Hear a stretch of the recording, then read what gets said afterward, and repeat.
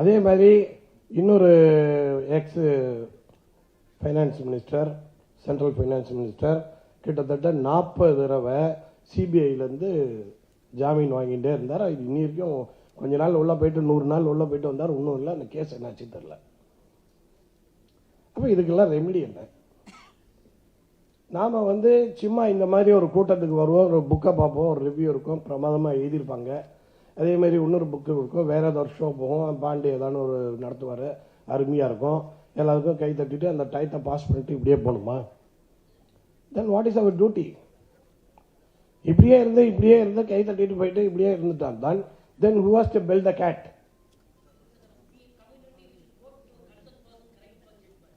இதில் please don't bring in to any community.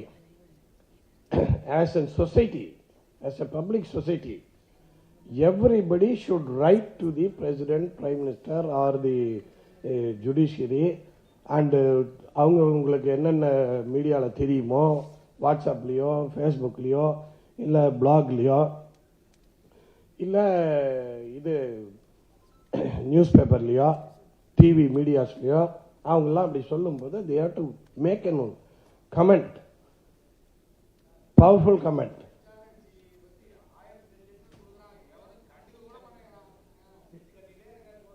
அதான் sir, இப்போ அந்த அந்த ஜட்ஜ்மெண்ட்டுக்கு மேலே யார் பனிஷ் பண்ணுறது? HRNC keep on violating the court order.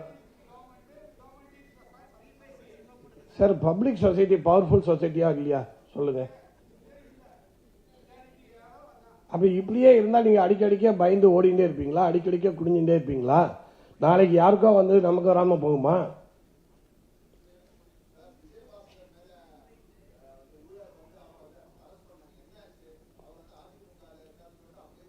அப்படி நீங்க சொல்ல முடியாது. அப்படி பார்த்தா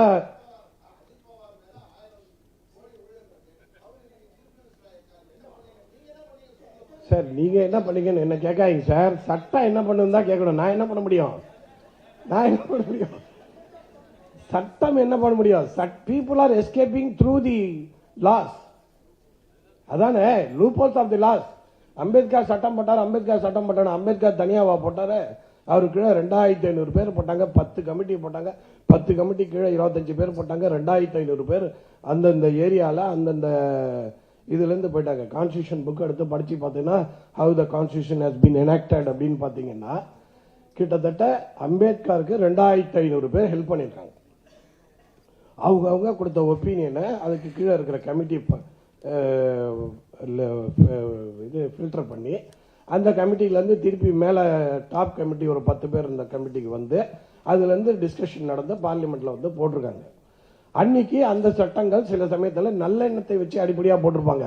இப்படியெல்லாம் ஏமாற்ற மாட்டாங்க, இப்படியெல்லாம் நம்ம நாட்டு மக்கள்லாம் இருக்க மாட்டாங்க அப்படின்னு நினச்சி போட்டிருக்கலாம். அப்போ இப்போ இருக்கும்போது நான் என்ன சொல்கிறேன், you flood with public interest litigation நமக்கு தான் இருக்க. நம்ம எல்லாரும் எதுக்கு போகிறோம்? நம்ம எதுக்கு போனோம்? நமக்கு பயம். நான் என்ன சொல்றேன், ஒருத்தருக்கு பயமா இருக்குன்னா வேண்டாம். நான் இன்னைக்கு என்னோட நம்பர் தரேன். லெட் அஸ் ஆல் ஃபார்ம் ஏ கமிட்டி, ஒரு சொசைட்டி. இல்ல சார், அது ராங் கேஸுக்கு தானே போடுறாங்க. தப்பான கேஸோ இல்ல வேற எது மாதிரியே பேச கேட்கிறேன். நான் என்ன சொல்றேன், இப்போ ஒருத்தர் சொன்னார் அழகா, என்னன்னு சொன்னாரு, ஹெச்ஆர்என்சி வயலேட் பண்றாங்க. அப்ப ஹெச்ஆர்என்சி இந்த கொஸ்டினை இது வயலேட் பண்ணிடுச்சு ப்ரூவ் பண்ண முடியுமா முடியாதா?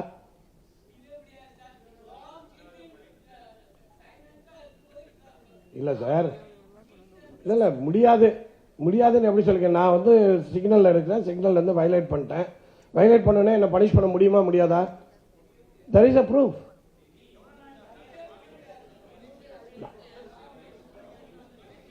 அதுக்கு தான் சொல்றேன், இதுக்கு தான் நான் என்ன சொல்றேன், இங்க வர ஓகே ரைட். சாரி, நான் டிஸ்கஷன் ஆரம்பிச்சு வைக்கிறேன். நான் இதோட நம்ம ஒரு நம்பர் அவர்கிட்டே சொல்றேன், என்னோட நம்பரையும் சொல்றேன். நம்ம என்ன சொல்றோம், ஒரு பப்ளிக் சொசைட்டி ஒன்று ஃபார்ம் பண்ணி அது மூலியமா போடலாம். இண்டிவிஜுவல் யாரும் ரெஸ்பான்சிபிலிட்டி எடுக்க வேண்டாம். சரியா? என் நம்பர் சொல்றேன், நோட் பண்ணிக்கோங்க. 988-463-2102. 988. Okay, let us all welcome Sri Swamiji, you must come here. Subramanian sir. Ji.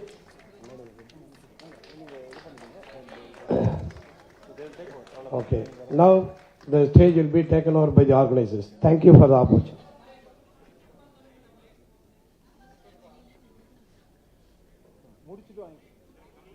988-463-2102. I think நான் சொன்ன விஷயத்தை சுவாமிஜி லைக் பண்ணுவார்னு நினைக்கிறேன். In fact is interested in all this things. Right.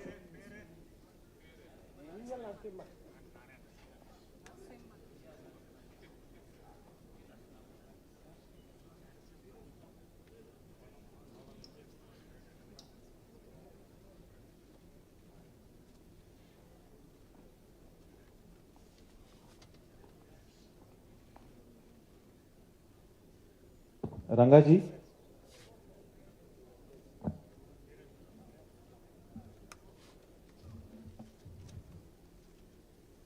So the guests, the eminent speakers of today's program, they have arrived. Sri Prabhakaran ji as well as Dr. Swami. So both of them are here. So we will commence the program very shortly.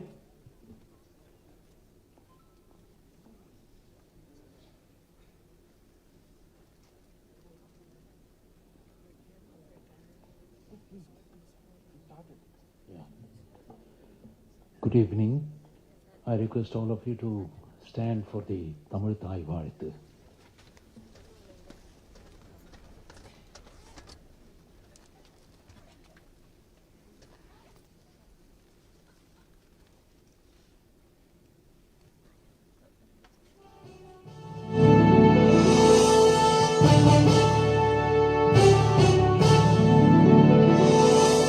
நீராறும் கடலுடுத்த நிலமடந்தை கெழிலொழுகும் சீராறும் மதனமென திகழ்வரத கண்டனிதில் எக்கணமும் அதில் சிறந்த திராவிடனல் திருநாடும் தக்க சிறு திரை முதலும் தரித்தனரும் திலகமுமே.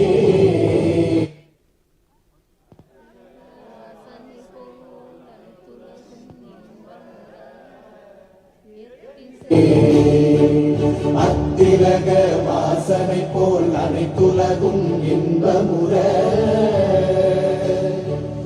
எத்திசையும் புகழ் மணக்க இருந்த பெரும் தமிழனங்கே தமிழனங்கே உன் சீரிழமை திறம்பியந்து செய்ய மறந்து வாழ்த்துதுமே வாழ்த்துதுமே வாழ்த்துதுமே.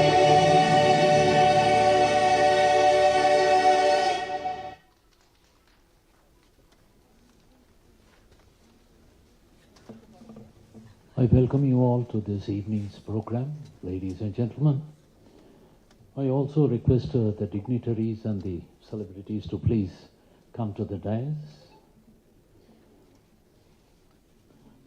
I request Swamiji to come here on the dais, and I request Subramanian Swamiji also to please come.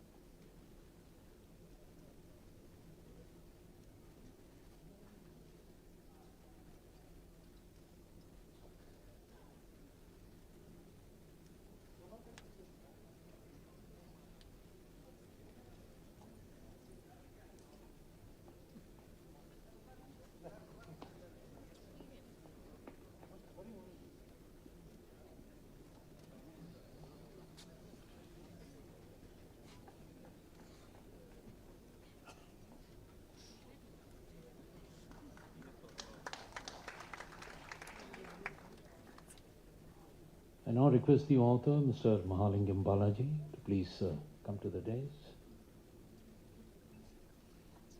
Mr. Mahalingam Balaji.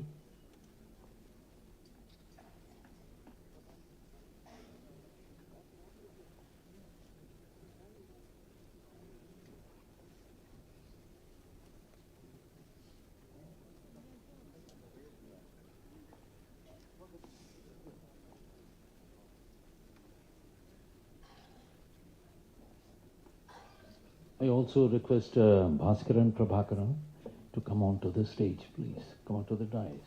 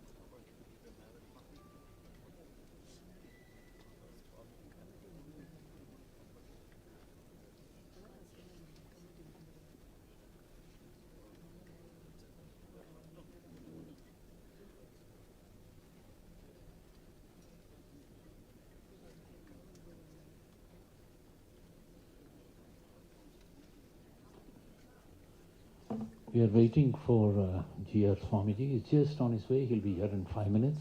So please bear with us.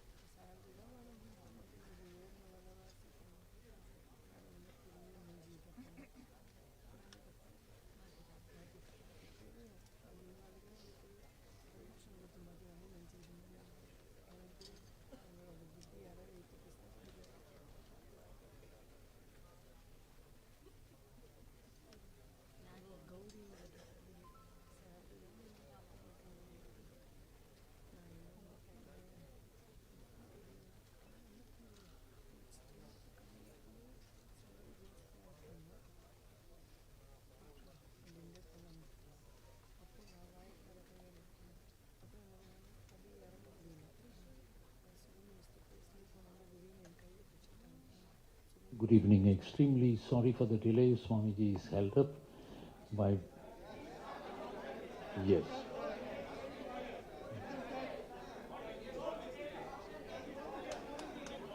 Okay. Okay.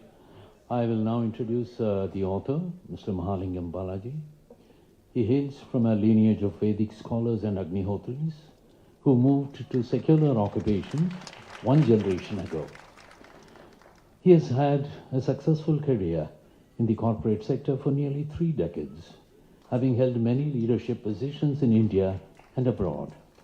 As a corporate leader and research director, he is well known for his thought leadership and extensive experience in setting up global research and analytics teams and mentoring research teams at scale. Currently, he is incubating a think tank to articulate the Bharatiya civilizational worldview in contemporary contexts and develop institutional mechanisms to aid research on Bharatiya Parampara traditions. The urgent focus is to challenge the hate narratives against practitioners of Sanatana Dharma, especially the Brahmin community. He writes under the pen name Asi. Mr. Mahalingam Balaji.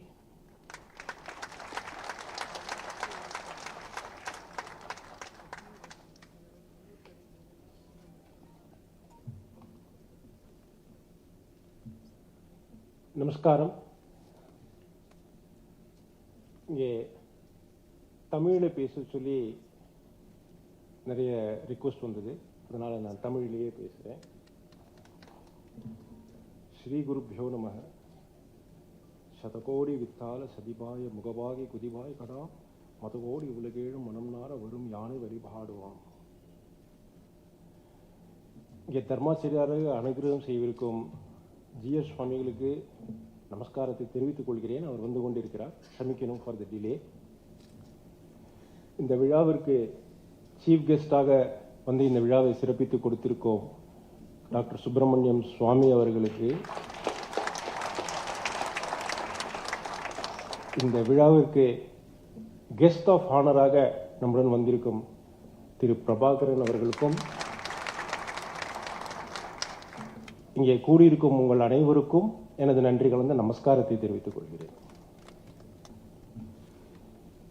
இப்போ இந்த புத்தகத்தை நாங்கள் proof version அப்படின்னு சொல்லுவோம். அது வந்த உடனே நிறைய பேரிடமும் கொடுத்து அவர்களுடைய ஃபீட்பேக்கும் ஆசீர்வாதமும் வாங்கப்பட்டது. முதலில் ஒரு சூப்பர் சீனியர் சிட்டிசன் அவர் அதை வாங்கி பார்த்தார். இது என்ன, பிராமண வெறுப்பு, பிராமண துவேஷம், இது ஒரு எல்லோருக்கும் தெரிஞ்ச விஷயம் தானே அப்படின்னு சொன்னார். அப்புறம் சொன்னார், ஒரு 30-40 ஆண்டுகளாக இது கட்டமைக்கப்படுகிறது அப்படின்னு ஒரு இந்தியா லெவலில் ஒரு 3-4 பேரை சொன்னார் குறிப்பிட்டு. அது அவருடைய கருத்தா சொன்னார். இன்னும் சில பேரிட கேட்கும்போது அவர்களுடைய பர்சனல் எக்ஸ்பீரியன்சஸ், அனுபூதி, அதை எங்க கூட ஷேர் பண்ணிட்டா. அவளும் சொன்ன கருத்து, ஆமா இது நிறைய நடக்கிறது, எல்லாருக்கும் தெரிஞ்ச விஷயம். இப்ப நம்ம எல்லாம் இங்க கூடியிருக்கோம், நம்ம எல்லாருக்குமே இது வந்து கிட்டத்தட்ட ஒரு தெரிஞ்ச ஒரு விஷயமாக தான் படுறது. நிறைய பேர் இங்க காலில் முன்னாடி மீட் பண்ணும்போது இதை பத்தி பேசினான். ஆங்கிலத்தில் நாங்கள் ஒரு பதம் யூஸ் பண்ணுவோம், எலஃபண்ட் இன் த ரூம் அப்படின்னு. அது எப்படின்னா, ஒரு யானை ஒரு ரூம்ல உட்கார்ந்து இருந்ததுன்னா அதை பார்க்குறவா எல்லாருக்குமே அந்த யானை இருக்குது தெரியும். இதை தனிப்பட்ட முறையில் யாரும் சொல்ல வேண்டிய அவசியம் கிடையாது. ஆனால் அது இல்லாத மாதிரியே பேச்சு சம்பாஷணை நடக்கும். யாராவது பேசுவாளா அப்படின்ற மாதிரி எல்லாரும் அதை பேச்சு கடந்து போயிடுவாங்க.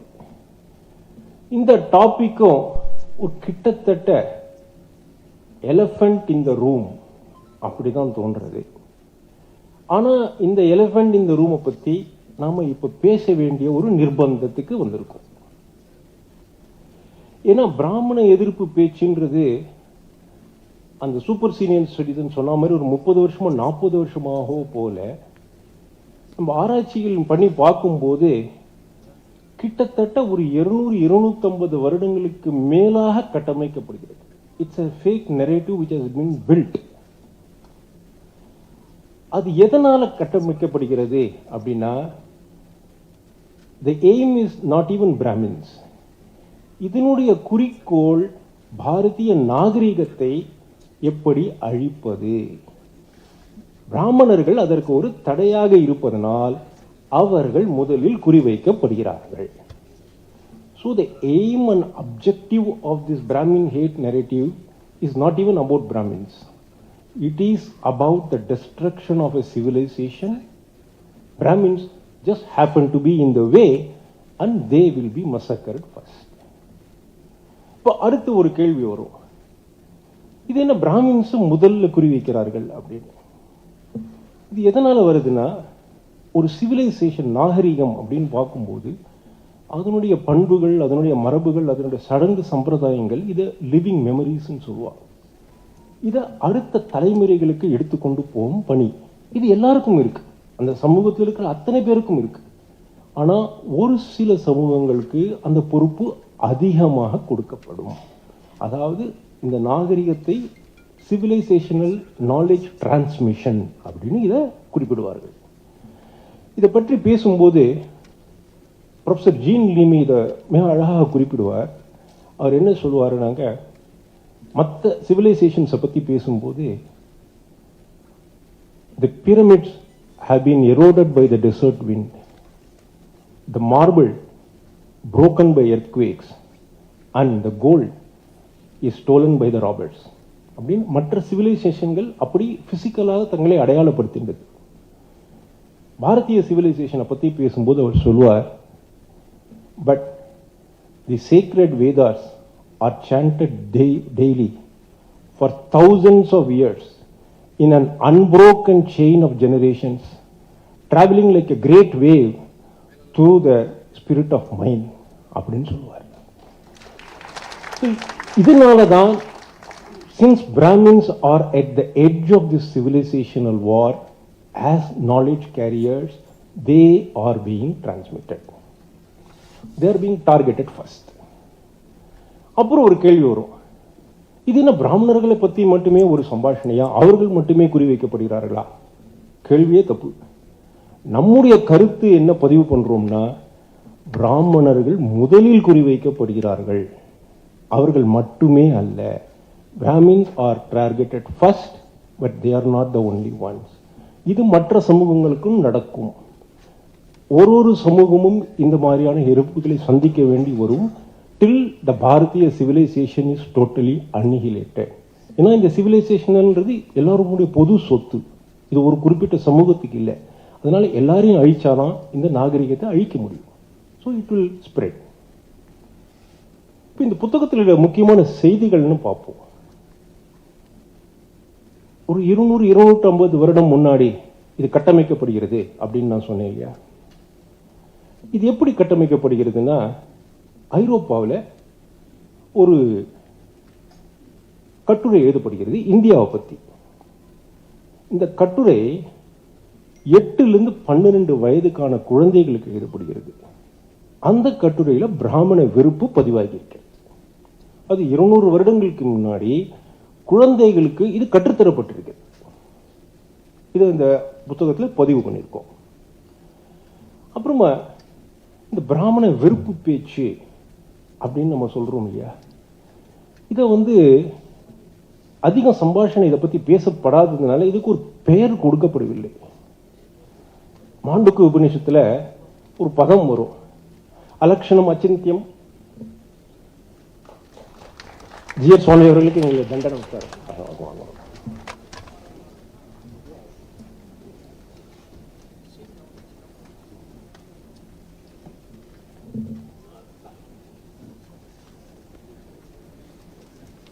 ஜிஎஸ் சுவாமி உத்தரவுடன் தொடர்கிறேன்.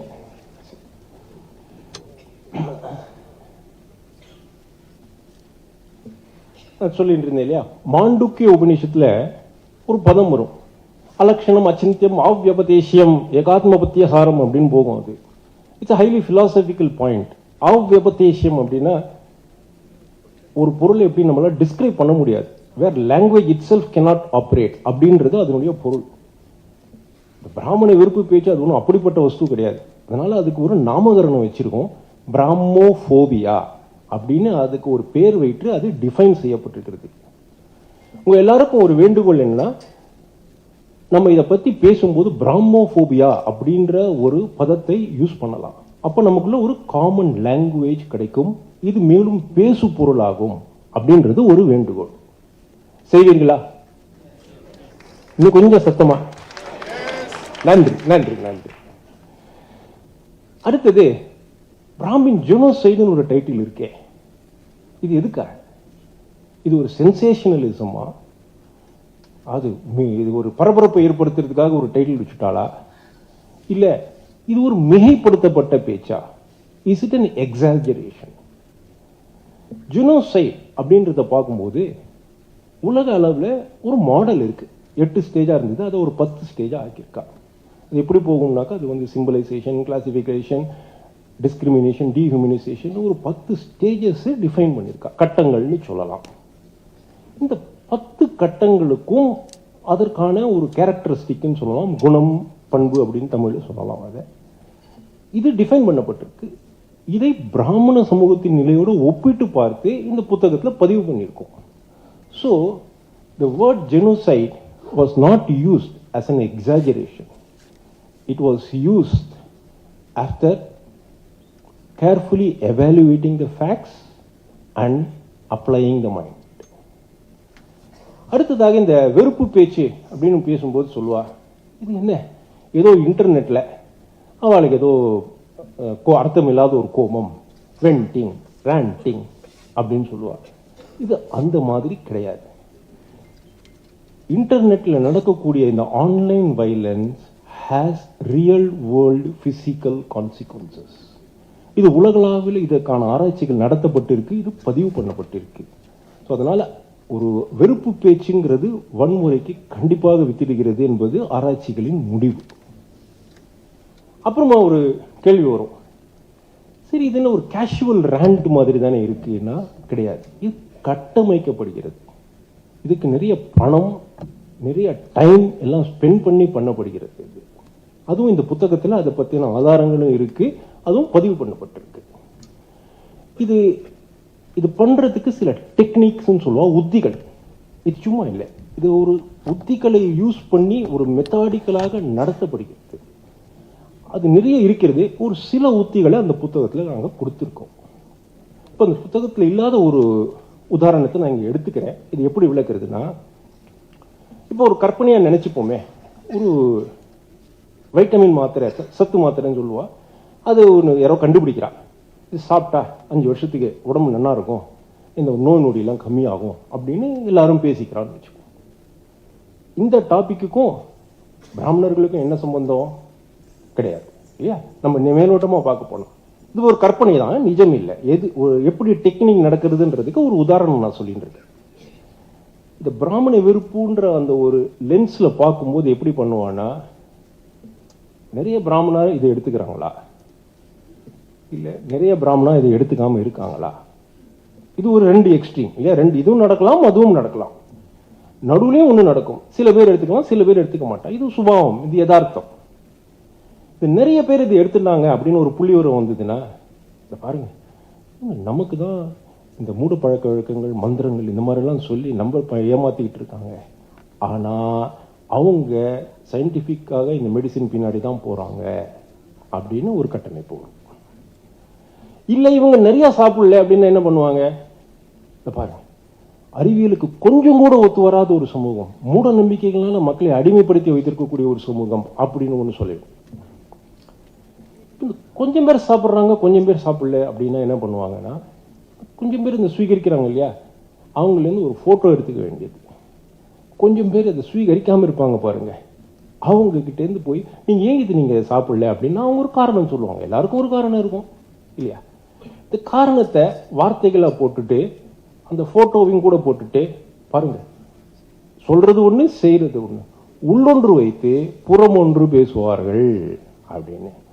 அதாவது இது எப்படின்னா, உலகத்தில் எந்த பிரச்சனை நடந்தாலும் இது மாதிரியான உத்திகளின் மூலமாக எந்த ஒரு சமூகத்தையும் நாம தாக்க முடியும் அப்படின்றது இந்த டெக்னிக்குகள் மூலமா தெரிய வருது. நாகரிக அழிப்புக்காக இது நிறைய செய்யப்படுகிறது. இதனால் இது புதுசு இல்லை. இது நம்ம பிராமணர்கள் இப்போ ஃபேஸ் பண்ணுறாங்க, மற்ற கம்யூனிட்டிகளும் இதை ஃபேஸ் பண்ணுவோம். கடைசியாக டெக்னாலஜியும் யூஸ் பண்ணப்படுகிறது. டெக்னாலஜி எப்படி யூஸ் பண்ணுறாங்கன்னா, இது சடங்கு சம்பிரதாயம், யாகம், அதுக்கான அக்னி உரம், அதுக்கு நெய் ஊற்றப்பட வேண்டும். இதெல்லாம் எதுக்கு? ஒரு விர்ச்சுவல் எக்ஸ்பீரியன்ஸ், ஒரு கம்ப்யூட்டரில் ஒரு வீடியோ கேம் மாதிரி பண்ணிட வேண்டியது.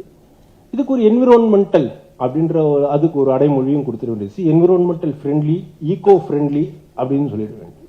இது மாதிரி நிறைய கட்டமைப்புகளும் டெக்னாலஜியும் யூஸ் பண்ணி இந்த நாகரிகத்தையும் இதனோட பழக்க வழக்கங்களையும் ட்ரிவியலைஸ் பண்றதுன்னு சொல்லுவாங்க. அதுவும் நடந்துருக்கு. சரி, இப்போ அடுத்த கட்டத்துக்கு போவோம்.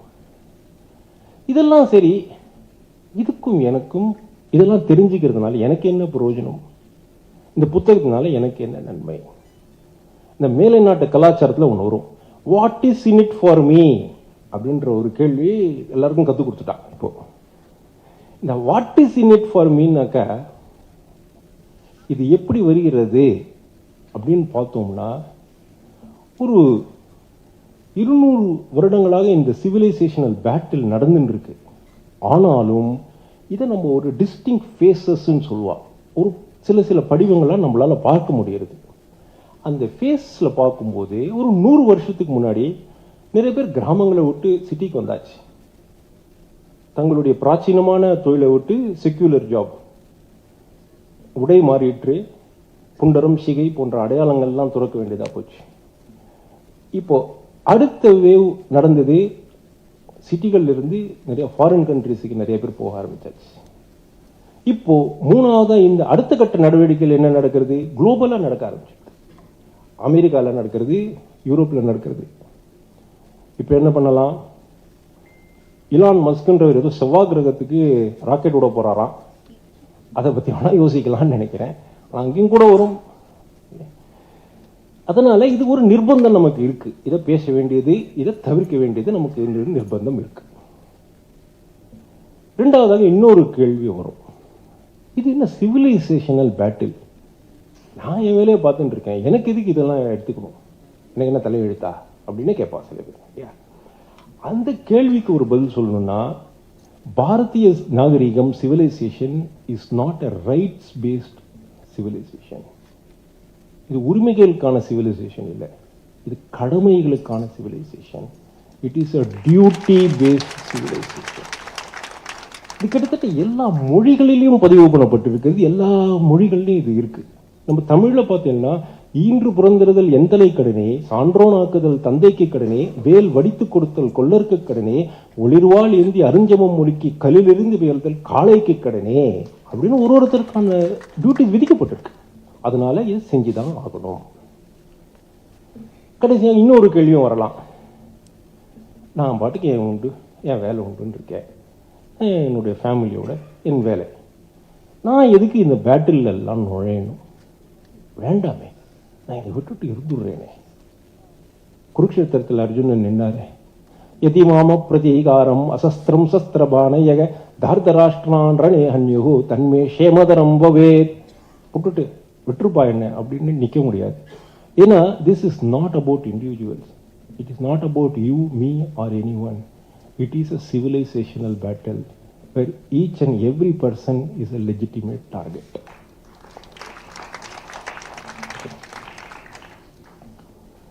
So, இப்போ இதை நம்ம எப்படி எடுத்துன்னு போறது? அடுத்த நடவடிக்கைக்கு வெறுப்பு பேச்சுக்கு பதிலா வெறுப்பு பேச்சு என்னைக்கும் ஒரு தீர்வு இல்லை.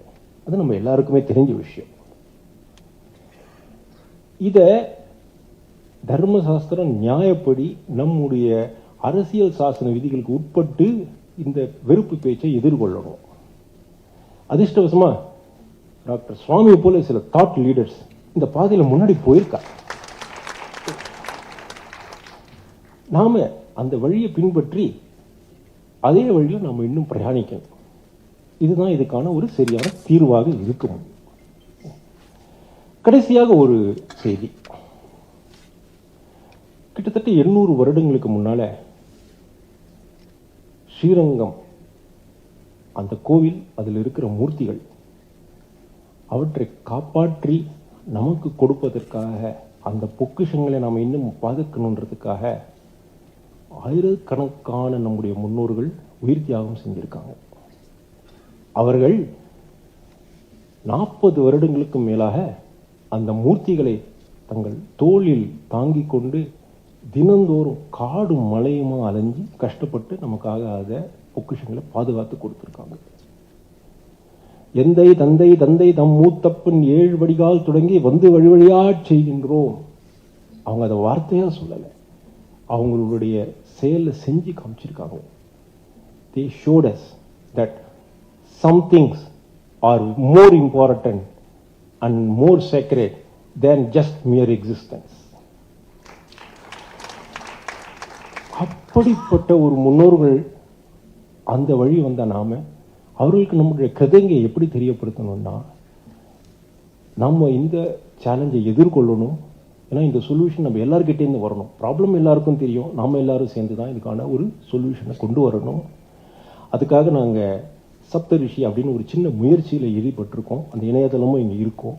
அந்த இணையதளத்தின் வாயிலாக இதில் ஒரு நிர்பந்தம் இல்லை, யாராருக்கு விருப்பம் இருக்கோ சேர்ந்து கொள்ளலாம். எப்படி நம்ம அடுத்த கட்ட நடவடிக்கைகளை போகிறது அப்படின்றத நம்ம முடிவு பண்ணுவோம். இந்த பயணத்தில், இந்த முயற்சியில் கபித்வஜமாக அந்த பரம்பொருள் நம்மோடு இருந்து நமக்கு எல்லாரையும் ஆசீர்வதிக்கணும், அனுகிரகிக்கணும்னு அந்த பரம்பொருளை வேண்டிக் கொண்டு நன்றி கூறி விடைபெறுகிறேன். ராமராம்.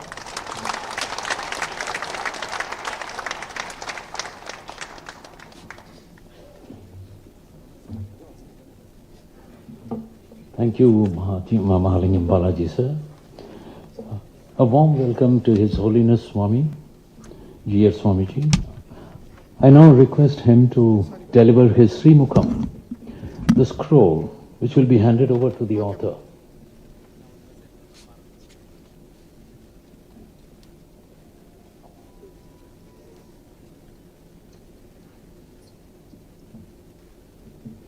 Please.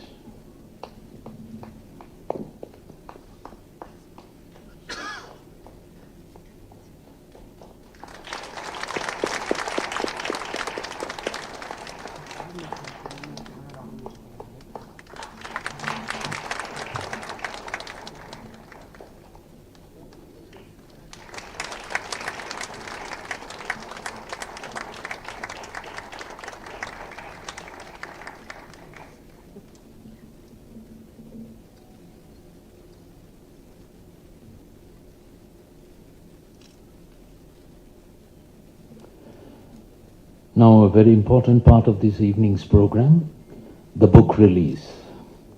I request the people in the dais, the celebrities to please release the book.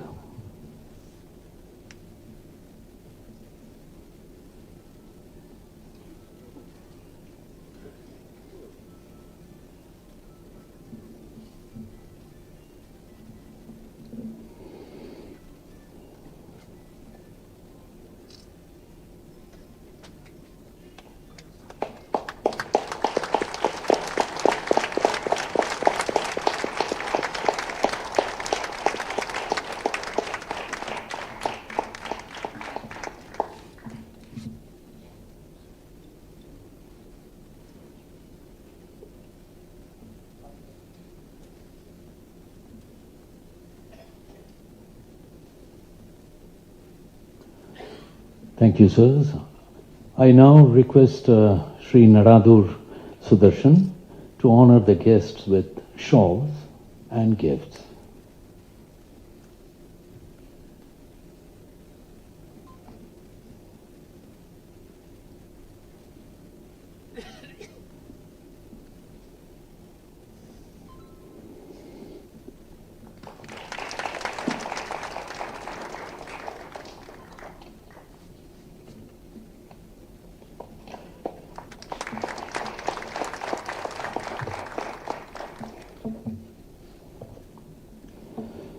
About Swamiji, Sindalangara Shenbaga Sampat Kumara Ramanuja Mannar Jiyar is the titular Pidadipati of the Sindalangara Mannargudi Matham.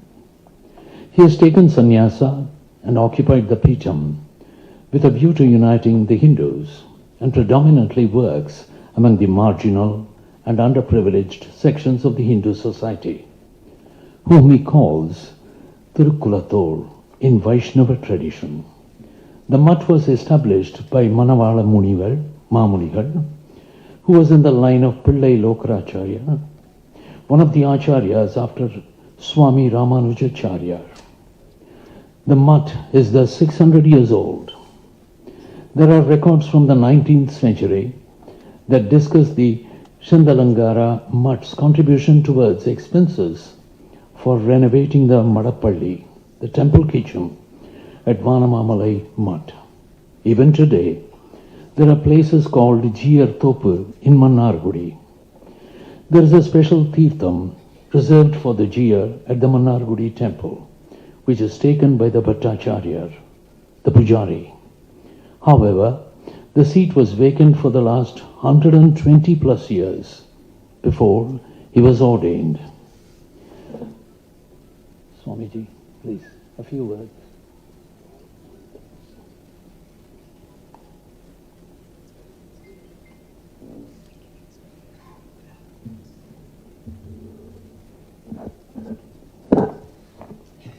Ashwat Gurubhyo Namaha. Sriman Sriranga Ranga Narayana Jiyar Thirudiyesharanam. Sriman Sri Mudlayandan Thirudiyesharanam. இங்க வந்திருக்கக்கூடிய எல்லா பக்த பிராமண பாகவதர் எல்லோருக்குமே என்னோட ஆசீர்வாதங்கள். நாம் இன்னைக்கு இருக்கக்கூடிய ஒரு வேதிக்கையும் ஒரு ஸ்டேஜும் எப்படி இருக்குன்னா, நம்ம எங்க போனாலுமே யாரை பார்த்தாலுமே அவங்களுடைய மனசுல என்னன்னா ஒரு துவேஷம் அப்படின்னு கிளம்பி இருக்கு. அது அப்பேற்பட்ட துவேஷம் என்னன்னு பார்த்தா அது ஒரு பிராமண துவேஷம். ஆமா, அதுவும் இல்லாம இப்ப நம்ம எல்லா இடத்துலையும் போனாலுமே அவங்க ஆரியர்கள், இவங்க திராவிடர்கள், அது இல்லாத ஒரு இதுவே எந்த விதமான கல்பனைகளும் தெரியாமலேயே சில பேர் ஒரு இதை பண்ணிக்க. நம்ம இன்னைக்கு பார்த்துட்டே இருக்கோம். வேதத்துல கூட நமக்கு பிராமணத்திலிருந்து நமக்கு இருக்கக்கூடிய இப்ப நம்ம திராவிட மீன்ஸ் அது 3 விலைகள் இருக்கக்கூடிய இதுல கூட நம்ம தமிழ்லயே நமக்கு நம்மளுடைய இதுல நம்ம வேதங்கள் இது இருக்கு. நமக்கு அது எல்லாமே நமக்கு அதெல்லாம் பார்க்க போனா அது எல்லாமே நம்ம பார்க்க நமக்கு ஆரியருக்கோ இந்த இதுக்கோ இந்த மாதிரி இல்லை. இந்த 3 ஆந்திரா, கேரளா, கர்நாடகா இந்த மாதிரி 3 இது சேர்ந்து திராவிடர்கள்.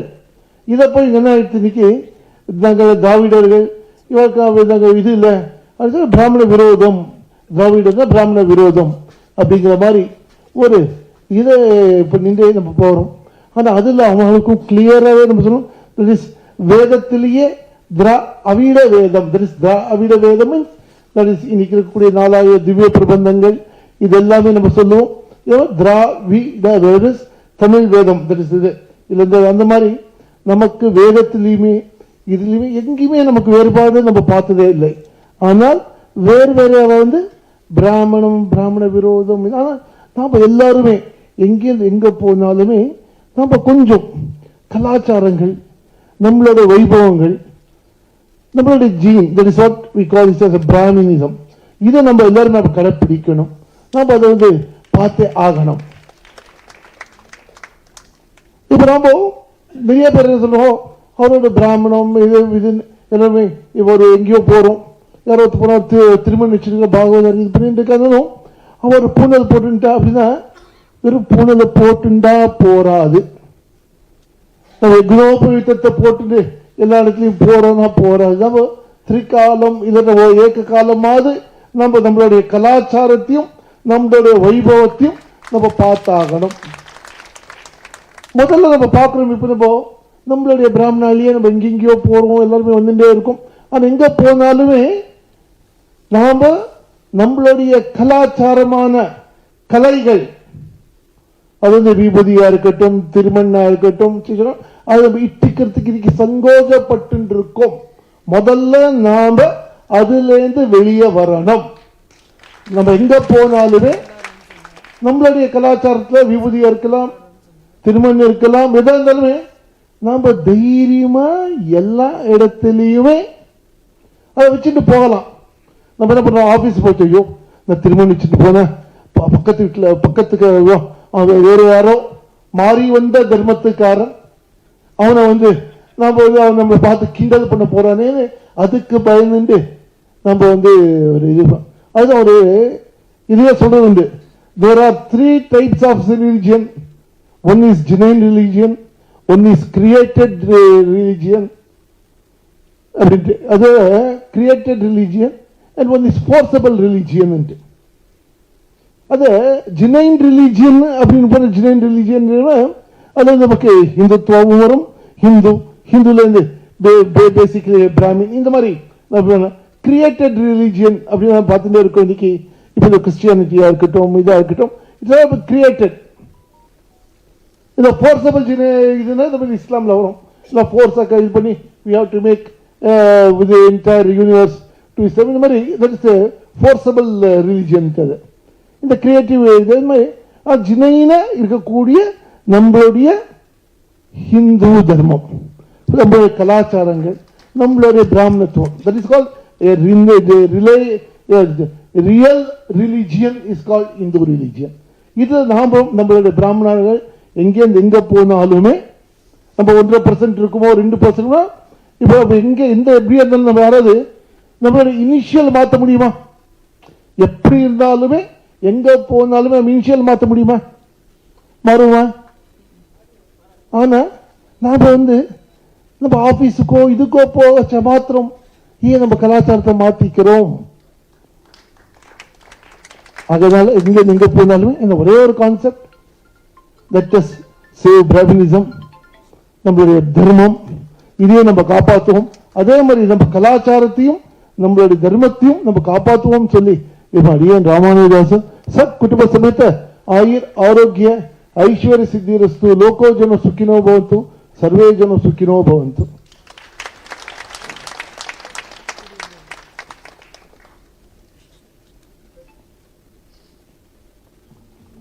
Thank you, G.S. Swamiji. I would like to introduce now Mr. Bhaskaran Prabhakaran, a writer and a columnist. He is the director of GEM Shipping Services. He is a Bachelor of Engineering from the College of Engineering, Chennai, postgraduate diploma in Port and Shipping Management. Earlier he served as Assistant Traffic Manager, Madras Port Trust. He had been manager operations in various shipping companies. He has attended various seminars and courses, national as well as international. He has also published a lot of research papers, one of them being marketing strategy for ports. He has also presented a paper on diasporic tendencies in ancient Tamils. He has also brought out a few publications on varied subjects. He is also a recipient of a few awards, winner of Akiyama Award, instituted by International Association of Ports and Harbors, Japan, for the year 1992. A columnist, a media personality. I request Mr. Bhaskaran Prabhakaran to say a few words.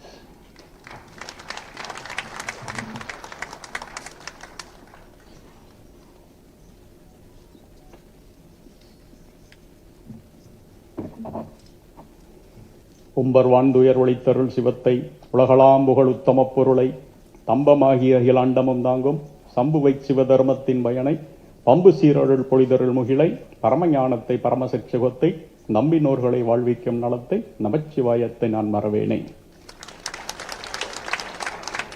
எனதருமை வீர இளம் சிங்கங்களே, இந்த நிகழ்ச்சிக்கு என்னை வரும்படி அழைத்த ஒருங்கிணைப்பாளர்களே, நண்பர் ரங்கநாதன் அவர்களே, இந்த புத்தகத்தின் ஆசிரியர் அசி என்ற பாலாஜி அவர்களே, வணக்கத்துக்குரிய ஜி.ஆர். சுவாமிகள் அவர்களே, நமக்கெல்லாம் கஜகேசரியாக திகழ்ந்து கொண்டிருக்கக்கூடிய டாக்டர் சுவாமி அவர்களே, நமக்குத்தான் கஜகேசரி, எதிரிகளுக்கு சூறாவளி, சிம்ம சொப்பனம், மற்றும் இங்கே கூடியிருக்கக்கூடிய நண்பர்களே, உங்கள் அனைவருக்கும் என்னுடைய அன்பான வணக்கங்களை கூறி எனது உரையை தொடங்குகிறேன். உங்களோடெல்லாம் சந்திப்பது எனக்கு ஒரு ஆனந்தம். அதிலே இப்படி ஒரு நிகழ்ச்சியிலே டாக்டர் சுவாமி அவர்களை இப்பொழுதுதான் முதல் முறையாகவே நான் பார்க்கிறேன். பார்க்கும் பொழுதே மேடையில் உட்காரக்கூடிய பாக்கியம் கொடுத்த உங்களுக்கு என்னுடைய கோடி நமஸ்காரங்கள். ஆமா, சரி. இந்த புத்தகம் பிராமின் ஜீனோசைட் தலைப்பு ரொம்ப பயங்கரமான ஒரு தலைப்பு. நான் கூட இந்த புக்கு படிக்க ஆரம்பிக்க முன்னால இதுல ரொம்ப இந்த காஷ்மீர் படுகொலைகளை பத்தி ரொம்ப லிஸ்ட் போட்டு ஒரு கிரைங் ஓவர் த ஸ்பில்ட் மில்க் அப்படி இருக்குமோ அப்படின்னு நினைச்சேன். இல்லை, இந்த புத்தகம் தலைப்பு பயங்கரமாகவும் மிரட்டுவதாகவும் ஒரு மெனசிங் டைட்டிலாக இருந்தா கூட இதுக்குள்ள உள்ள கண்டென்ட் மிக நேர்த்தியாகவும் ஒரு அகடமிக்கல் ஸ்ட்ரக்சர்ல எல்லா தகவல்களையும் தரவுகளையும் மிக நேர்த்தியாக ஒரு information is verified, vetted, substantiated using lot of primary sources and references. அது ஒரு கடும் உழைப்பு அந்த புத்தகத்திலே தென்படுகிறது. அதற்காக நான் நண்பர் பாலாஜி அவர்களை பாராட்டுகிறேன். அதிலும் நிறைய சிம்பாலிசமும் இருக்கு. அந்த அட்டைப்படத்திலிருந்து அவருடைய புனைப்பெயர் அசி, அதற்கு பின்னால் இருக்கக்கூடிய கதைகள், அதுக்கு பின்னால் இருக்கக்கூடிய அந்த மித்திக்கல் ஸ்வாட் எல்லாம் ரொம்ப ஒரு பெரிய ஒரு பூடகமாகவும் ரகசியமாகவும் சில விஷயங்களை அந்த புத்தகத்திலே சொல்லாமல் சொல்கிறார். பாடி லாங்குவேஜ் மாதிரி அந்த புத்தகத்துக்கே ஒரு பாடி லாங்குவேஜ் இருக்கு. அந்த வகையில இது ஒரு சிறப்புக்குரிய ஒரு புத்தகம்.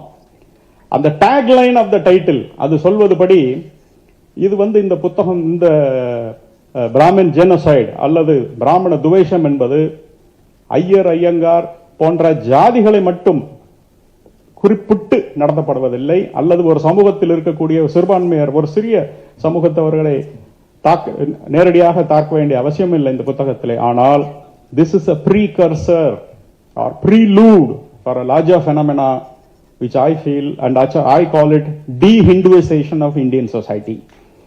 இந்த பாரதிய நாகரிகத்தை, இந்த பாரதிய சமுதாயத்தை இந்து மத நம்பிக்கைகளிலிருந்து கொஞ்சம் கொஞ்சமாக நகர்த்தி கொண்டே நம்மளை ஒரு ரெண்டுங்கட்டான் என்று சொல்வார்களே, அப்படி ஒரு பண்பாட்டு அனாதைகளாக ஆக்குவதற்கான ஒரு முயற்சி தான் இந்த பிராமின் ஜெனோசைட். அதை நமது பாலாஜி அவர்கள் சரியான முறையிலே கொண்டு வந்திருக்கிறார். அதற்காக அவர் பிராமோபோபியா அப்படின்ற ஒரு சொல்லாடலை பயன்படுத்துகிறார். மிகச் சரியான சொல்லாடல் தான் அது. தினம் தினம் நமது அன்றாட வாழ்க்கையிலும் பத்திரிகைகளிலும் சினிமா துறைகளிலும் எப்படியெல்லாம் ஒரு குறிப்பிட்ட சமூகத்தினர் கிண்டல் செய்யப்படுகிறார்கள், ஏளனம் செய்யப்படுகிறார்கள், இழிவு செய்யப்படுகிறார்கள் என்பதை இந்த சொல் நேரடியாக நமக்கு அப்படி கண்ணு முன்னால நின்று அடிக்குது. அந்த வகையிலே அந்த வகையிலும் இந்த புத்தகம் ஒரு சிறப்பான புத்தகமாக திகழ்கிறது.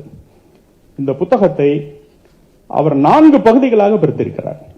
முதல் பகுதி தி ஃபெனாமெனா, இரண்டாவது அதனுடைய மேனிஃபெஸ்டேஷன், மூன்றாவது கேஸ் ஸ்டடி, சில உதாரணங்களை தருகிறார், நான்காவதாக அடுத்தது நம்ம என்ன செய்ய வேண்டும் என்பதை மிக ஒரு ஆப்டிமிஸ்டிக்கலா லுக்கிங் ஃபார்வர்ட் அப்படின்னு ஒரு டைட்டில் போட்டிருக்கிறார். இந்த ஃபெனாமெனா என்பதை பற்றி பாலாஜி அவர்களே இங்க தெளிவாக எடுத்துரைத்தார்கள். எப்படி இந்த ஃபெனாமெனா, ஏன் இதுக்கு இந்த பேட்டில் ஃபீல்டு என்ன, அதில் இருக்கக்கூடிய கம்பேட்டன்ஸ், போராடும் களம் என்ன, அதில் போராடக்கூடிய நபர்கள் என்ன, அப்படி என்றதை பத்தி கொஞ்சம் சிந்தித்தோம்னா இது களம் என்ன, the hearts and minds of the common public, சாதாரண மனிதர்களுடைய எண்ணங்களும் இதயங்களும் எண்ணங்களையும் கைப்பற்றுவதற்கான ஒரு முயற்சி. அந்த முயற்சியிலே யாரெல்லாம் பங்கு பெற்றார்கள்? கலோனியல் 200 வருடங்களுக்கு முன்பிருந்து நம்மை ஆண்ட ஆங்கிலேயர்கள் இதில் முதலாக இதில் பங்கு பெற்றார்கள். அவர்களை தொடங்கி த சூடோ அகடமிக்ஸ், அறவேக்காட்டுத்தனமாக மக்கள கல்வியை படித்துவிட்டு ஆராய்ச்சியாளர்களாக தங்களை காட்டிக்கொண்ட ஒரு உள்நோக்கம் கொண்ட ஆராய்ச்சியாளர்கள், சுருக்கமாக சொல்வதானால் மக்காலஸ் கிராண்ட் சில்ட்ரன், அவர்கள் இரண்டாவதாக இதிலே வந்தார்கள். மூன்றாவதாக மிஷனரிகள், இறுதியாக மீடியாக்களும் இதிலே சேர்ந்து கொண்டார்கள். இதன் மொத்த வடிவமாக கடைசியாக பிராந்திய அரசியல் செய்யும் சில அரசியல் கட்சிகள் பிராமண எதிர்ப்பை மட்டுமே முன்னிறுத்தி பதவிக்கு வந்த காரணத்தால் அவர்களும் இதிலே சேர்ந்து கொண்டார்கள். சரி, பிராமணர்களை ஒவ்வொருவரும் எதிர்க்க வேண்டிய காரணம் என்ன? விடுதலை போரில் அதிகமாக பங்கு பெற்றவர்கள் பிராமணர்கள். எனவே ஆங்கிலேயர்களுக்கு அது இடைஞ்சலாக இருந்தது. இவ்வளவுதான் விஷயம். இதற்காக இட்டுக்கட்டியதுதான் பல கதைகள். அடுத்ததாக இந்த மக்காலை கல்வி கற்ற அவர்களுக்கு என்ன வருத்தம் என்றால், எல்லா பதவியிலும் பிராமணர்களே அமர்ந்து விட்டார்கள், அவர்கள் எல்லாத்தையும் பிடித்துக் கொண்டார்கள். ஏன் நீ பிடிக்க வேண்டியதானே? உன்னை யார் பிடிக்க வேண்டாம்னு சொன்னது? இதுல ஒரு சின்ன ஒரு கலாச்சார பின்னணி இருப்பது, அதை புரிந்து கொள்ளாமல் இன்றைக்கு எல்லாரும் அதை பற்றி பேசுகிறார்கள். அதாவது இந்த கல்வி முறை, நவீன கல்வி முறை என்பது இங்கே வந்த பொழுது நாம் அனைவருமே ஏதாவது ஒரு வகையில் விவசாயத்தை சார்ந்திருந்தோம். எப்படியாவது நமது தொழில், நம்ம கொத்தனாக இருந்தாலும் சரி, தச்சனாக இருந்தாலும் சரி, ஒரு ஏக்கர் நிலம் இருக்கும், அதிலே ஒரு விவசாயம் நடந்து கொண்டிருக்கும். அப்படித்தான் நமது சமுதாய அமைப்பு இருந்தது. ஆகையினாலே பள்ளிக்கூடம் என்று திறந்த பொழுது நமது பிள்ளைகளை அனுப்புவதற்கு மற்ற சமுதாயத்தால் முடியவில்லை. அவர்களுக்கு மேன் பவர் தேவைப்பட்டது. பிராமணர்கள் மட்டும் மொத்தமாக வந்து விட்டார்கள் என்று பார்த்தால், புள்ளி விவரங்களை படித்து பார்த்தால், நிலச்சுவார்ந்தார்கள் இருந்த பிராமணர்கள் சமுதாயத்திலிருந்து கல்விக்கு உடனே வரவில்லை. யாரெல்லாம் ஆசிரியர் தொழிலில் இருந்தார்களோ, கோவில் தொழில்கள் இருந்தார்களோ, அவர்கள் வீட்டு பிள்ளைகள் தான் முதலாக இந்த பள்ளிக்கூடங்களிலும் கல்லூரிகளிலும் பாடம் கற்றார்கள். அதன் பின்னால் மற்றவர்கள் தொடர்ந்து வந்தார்கள். அவர்கள் வரும்பொழுது கண்டிப்பாக இவர்கள் தானே அதிக இடத்துல இருப்பார்கள். இந்த ஒரு சின்ன விஷயத்தை ஊதி பெருசாக்கி இதை ஒரு போராட்டக்களமாக மாற்றியது ஆங்கிலேயர்கள். மூன்றாவதாக மிஷனரிகளுக்கு ஒரு பெரிய இடைஞ்சல். தாழ்த்தப்பட்ட சமுதாயத்து மக்கள் பல வகையிலும் சிரமப்பட்டார்கள், அதை நாம் மறுக்க முடியாது. ஆனாலும் மிஷனரிகளுடைய சக்சஸ் ரேட் என்ன? 2%. அவர்களுக்கே ஒரு ஆச்சரியம். இவன் நூற்றுக்கணக்கான வருஷங்களாக இவன் கொடுமைப்படுத்தப்படுகிறான், கோவிலுக்குள் இவனை விட மறுக்கிறார்கள், ஆனாலும் இவன் இந்த மதத்திலிருந்து வர மறுக்கிறான். அப்படின்னா இதுல நமக்கு சொல்லக்கூடிய செய்தி என்ன? நாம் புரிந்து கொள்ள வேண்டிய செய்தி என்ன? நமது ஆதி தமிழ்குடி சகோதரர்கள், இன்று தாழ்த்தப்பட்ட சமூகம் என்று சொல்கிறோம், அந்த சமுதாயத்தை சேர்ந்த சகோதரர்கள் மிஷனரிகளுக்கு சொன்ன செய்தி என்னவென்றால், என்னை 500,000 வருடங்களாக கோவிலுக்குள் விட மறுத்தாலும் சரி, நான் என்னுடைய இறைவனை விடமாட்டேன். அவர்கள் அல்லவா இந்துக்கள், அவர்கள் அல்லவா நாம் வணங்கும் தெய்வங்கள். அப்பேற்பட்ட பக்தர்களை இவர்கள் எளிதாக மதம் மாற்ற முடியும் என்று நினைத்தார்கள், முடியவில்லை. உடனே அவர்களுக்கு தோன்றியது என்ன? இதற்கு தடையாக இருப்பது பிராமணர்கள், அவர்களை எதிர்க்க வேண்டும். இப்படியாக வளர்ந்ததுதான் இந்த பிராமண எதிர்ப்பு. இந்த எதிர்ப்பு துவேஷமாக எப்பொழுது மாறியது என்றால், அண்ணா அவர்கள் அரசியலுக்கு வந்த பின்னர் தான். மாற்று கருத்து இல்லை. பெரியார் காங்கிரஸை விட்டு வெளியே வந்து குடியரசுன்னு நாளிதழ் ஆரம்பிக்கிறார். அந்த தலைப்பு படம் என்ன தெரியுமா? அந்த லோகோ, ஒரு இந்த நடுவுல கோவில், இந்த பக்கம் சர்ச், இந்த பக்கம் மசூதி. இதுதான் குடியரசுடைய முதல் நாளிதழுடைய லோகோ. கடவுள் நம்பிக்கை இல்லை என்று பெரியார் முதலில் பேசவில்லை. அண்ணாதுரை அவரோடு சேர்ந்த பிறகுதான் இந்த குதர்க்கமான வாதங்களை எல்லாம் பெரியார் எடுத்து வைக்கிறார். அதாவது ஏற்கனவே ஒரு இஞ்சி தின்ன குரங்கு அதற்கு தேள் கொட்டிய பிறகு அது என்ன செய்யுமோ அதைத்தான் அண்ணாவுடன் சேர்ந்த பெரியார் செய்தார். குடியரசு நாளிதழில் படித்து பாருங்க, இப்ப கூட அது ஆர்கைவ்ல இருக்கு. ஒருத்தர் இறந்து விட்டார், சிவலோக பதவி அடைந்தார், வைகுண்ட பதவி அடைந்தார் என்று பெரியாரே எழுதுகிறார். அவர் எப்போ கடவுள் மறுப்புக்கு வாராருன்னா, இந்த இதெல்லாம் விட்டுட்டு 37க்கு பிறகு பழச விடணும்னா 2 வழி இருக்கு. மிஷனரிகள் அதை தெளிவா செய்வாங்க, உடனே பேரை மாத்தணும். அதே போல பெரியாரும் குடியரசை விடுதலைன்னு மாத்துறார்.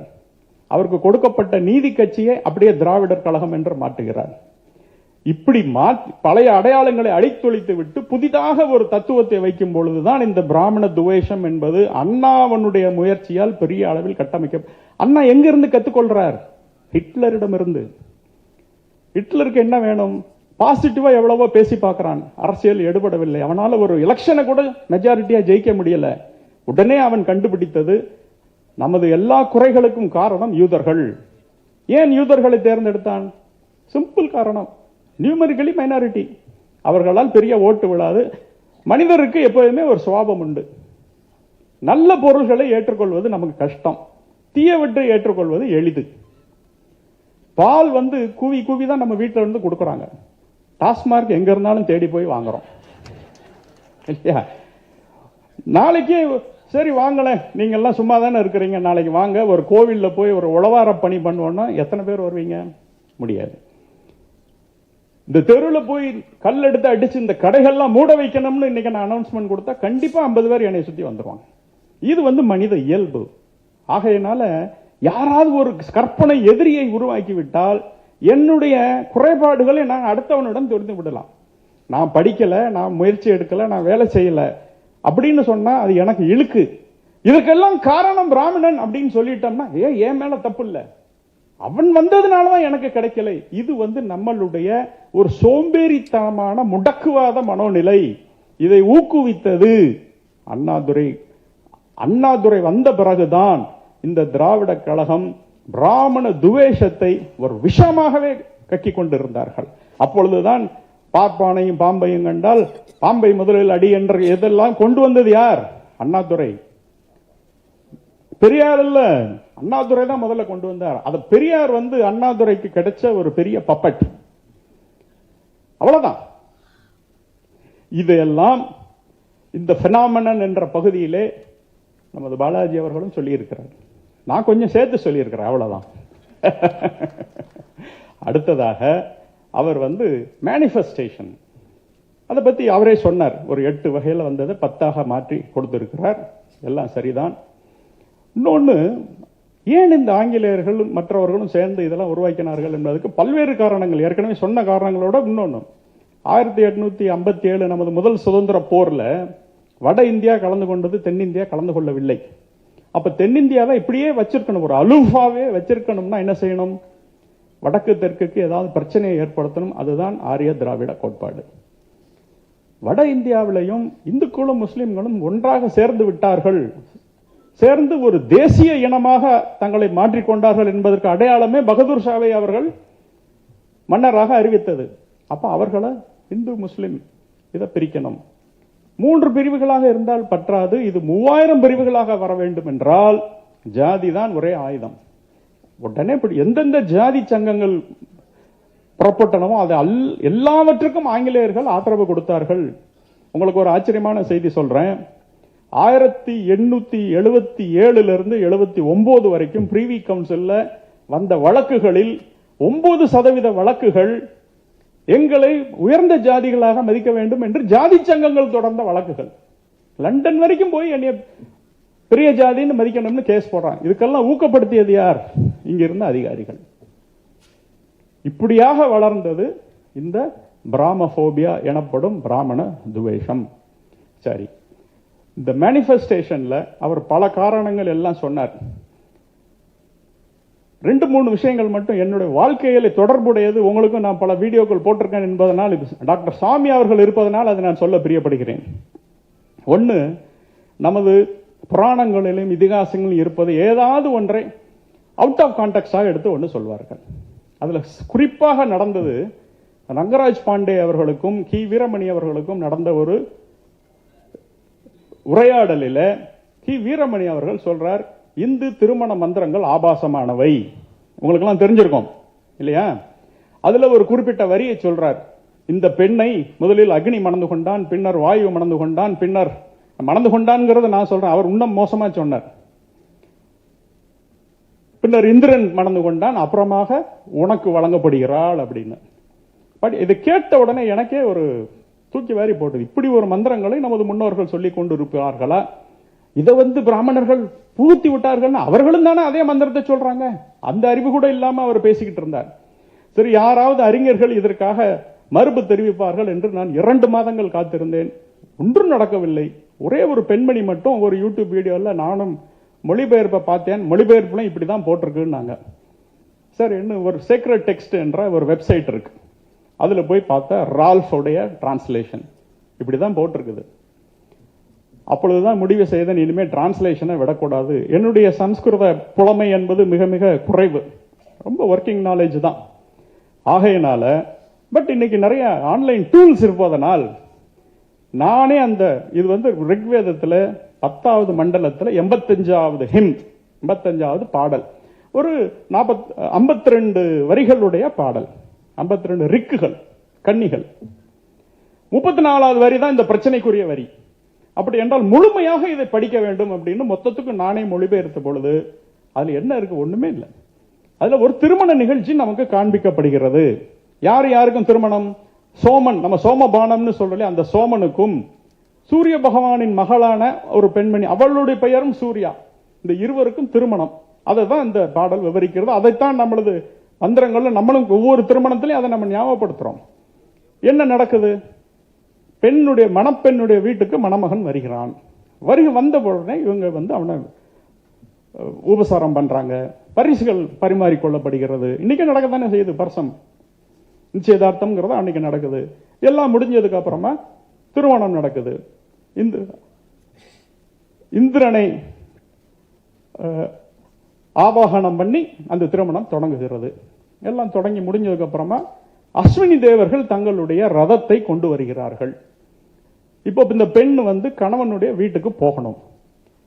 இது வரைக்கும் அந்த 32 வரிகள் முடிந்து விடுகின்றன. 33வது வரியிலே அந்த புரோகிதர் சொல்றார், இந்த மணப்பெண் போகும் வழியிலே மேடு பள்ளங்கள் இல்லாமல் இருக்க வேண்டும். இந்த அடுத்த வரி, இந்த மணப்பெண் போகும் வழியிலே கொடிய விலங்குகள் இல்லாமல் இருக்க வேண்டும்.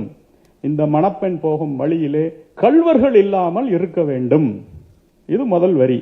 அதுக்கு அடுத்த வரியில முதல்ல சொன்னதற்கு பதியாக அக்னி விளங்க வேண்டும், அடுத்ததற்கு பதியாக வாயு விளங்க வேண்டும், அடுத்ததற்கு பதியாக இந்திரன் விளங்க.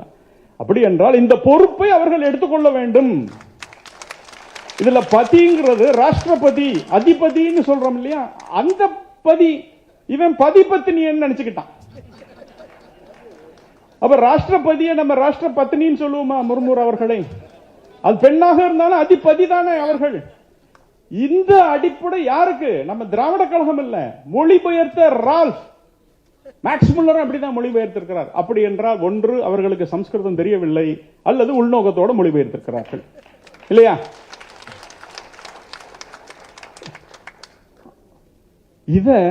இந்த திராவிட கழகங்கள் 50 வருஷமா புத்தகம் போட்டு சந்தோஷமா வெளியிட்டுக்கிட்டே இருக்கிறாங்க. அவன் வெளியிடுறது ஒண்ணு, 50 வருடமாக நாம் ஏன் கேள்வி கேட்கவில்லை?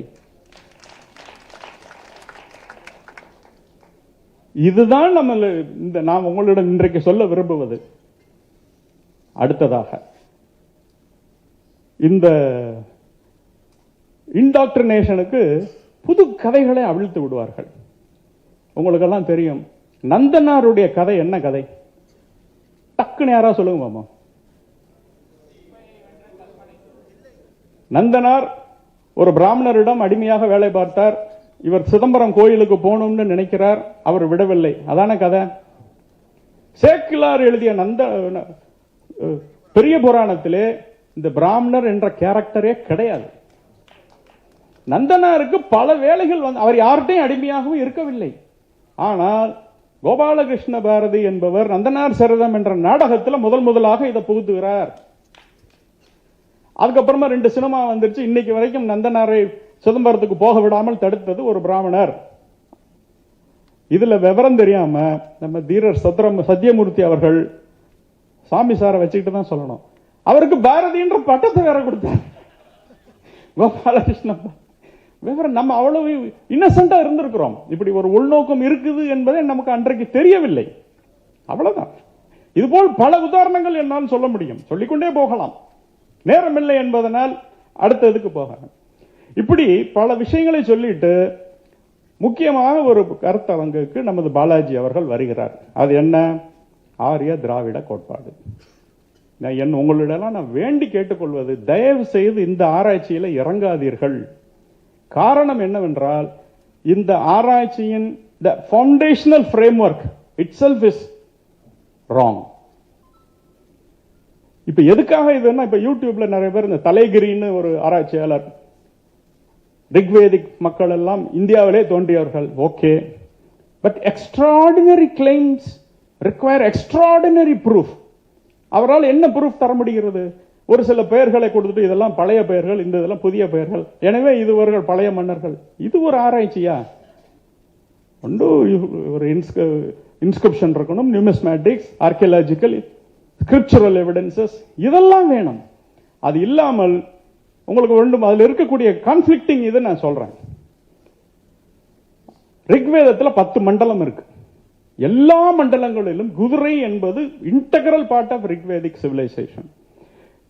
Rigvedic people, if they are indigenous to India, how did they get the horses?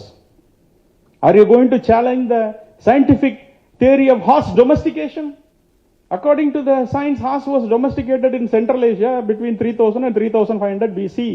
அப்ப இந்த குதிரை மத்திய ஆசியாவில் இருந்த குதிரை இந்தியாவுக்கு எப்படி வந்ததுன்ற கேள்விக்கு நீங்க பதில் சொல்லணுமா இல்லையா?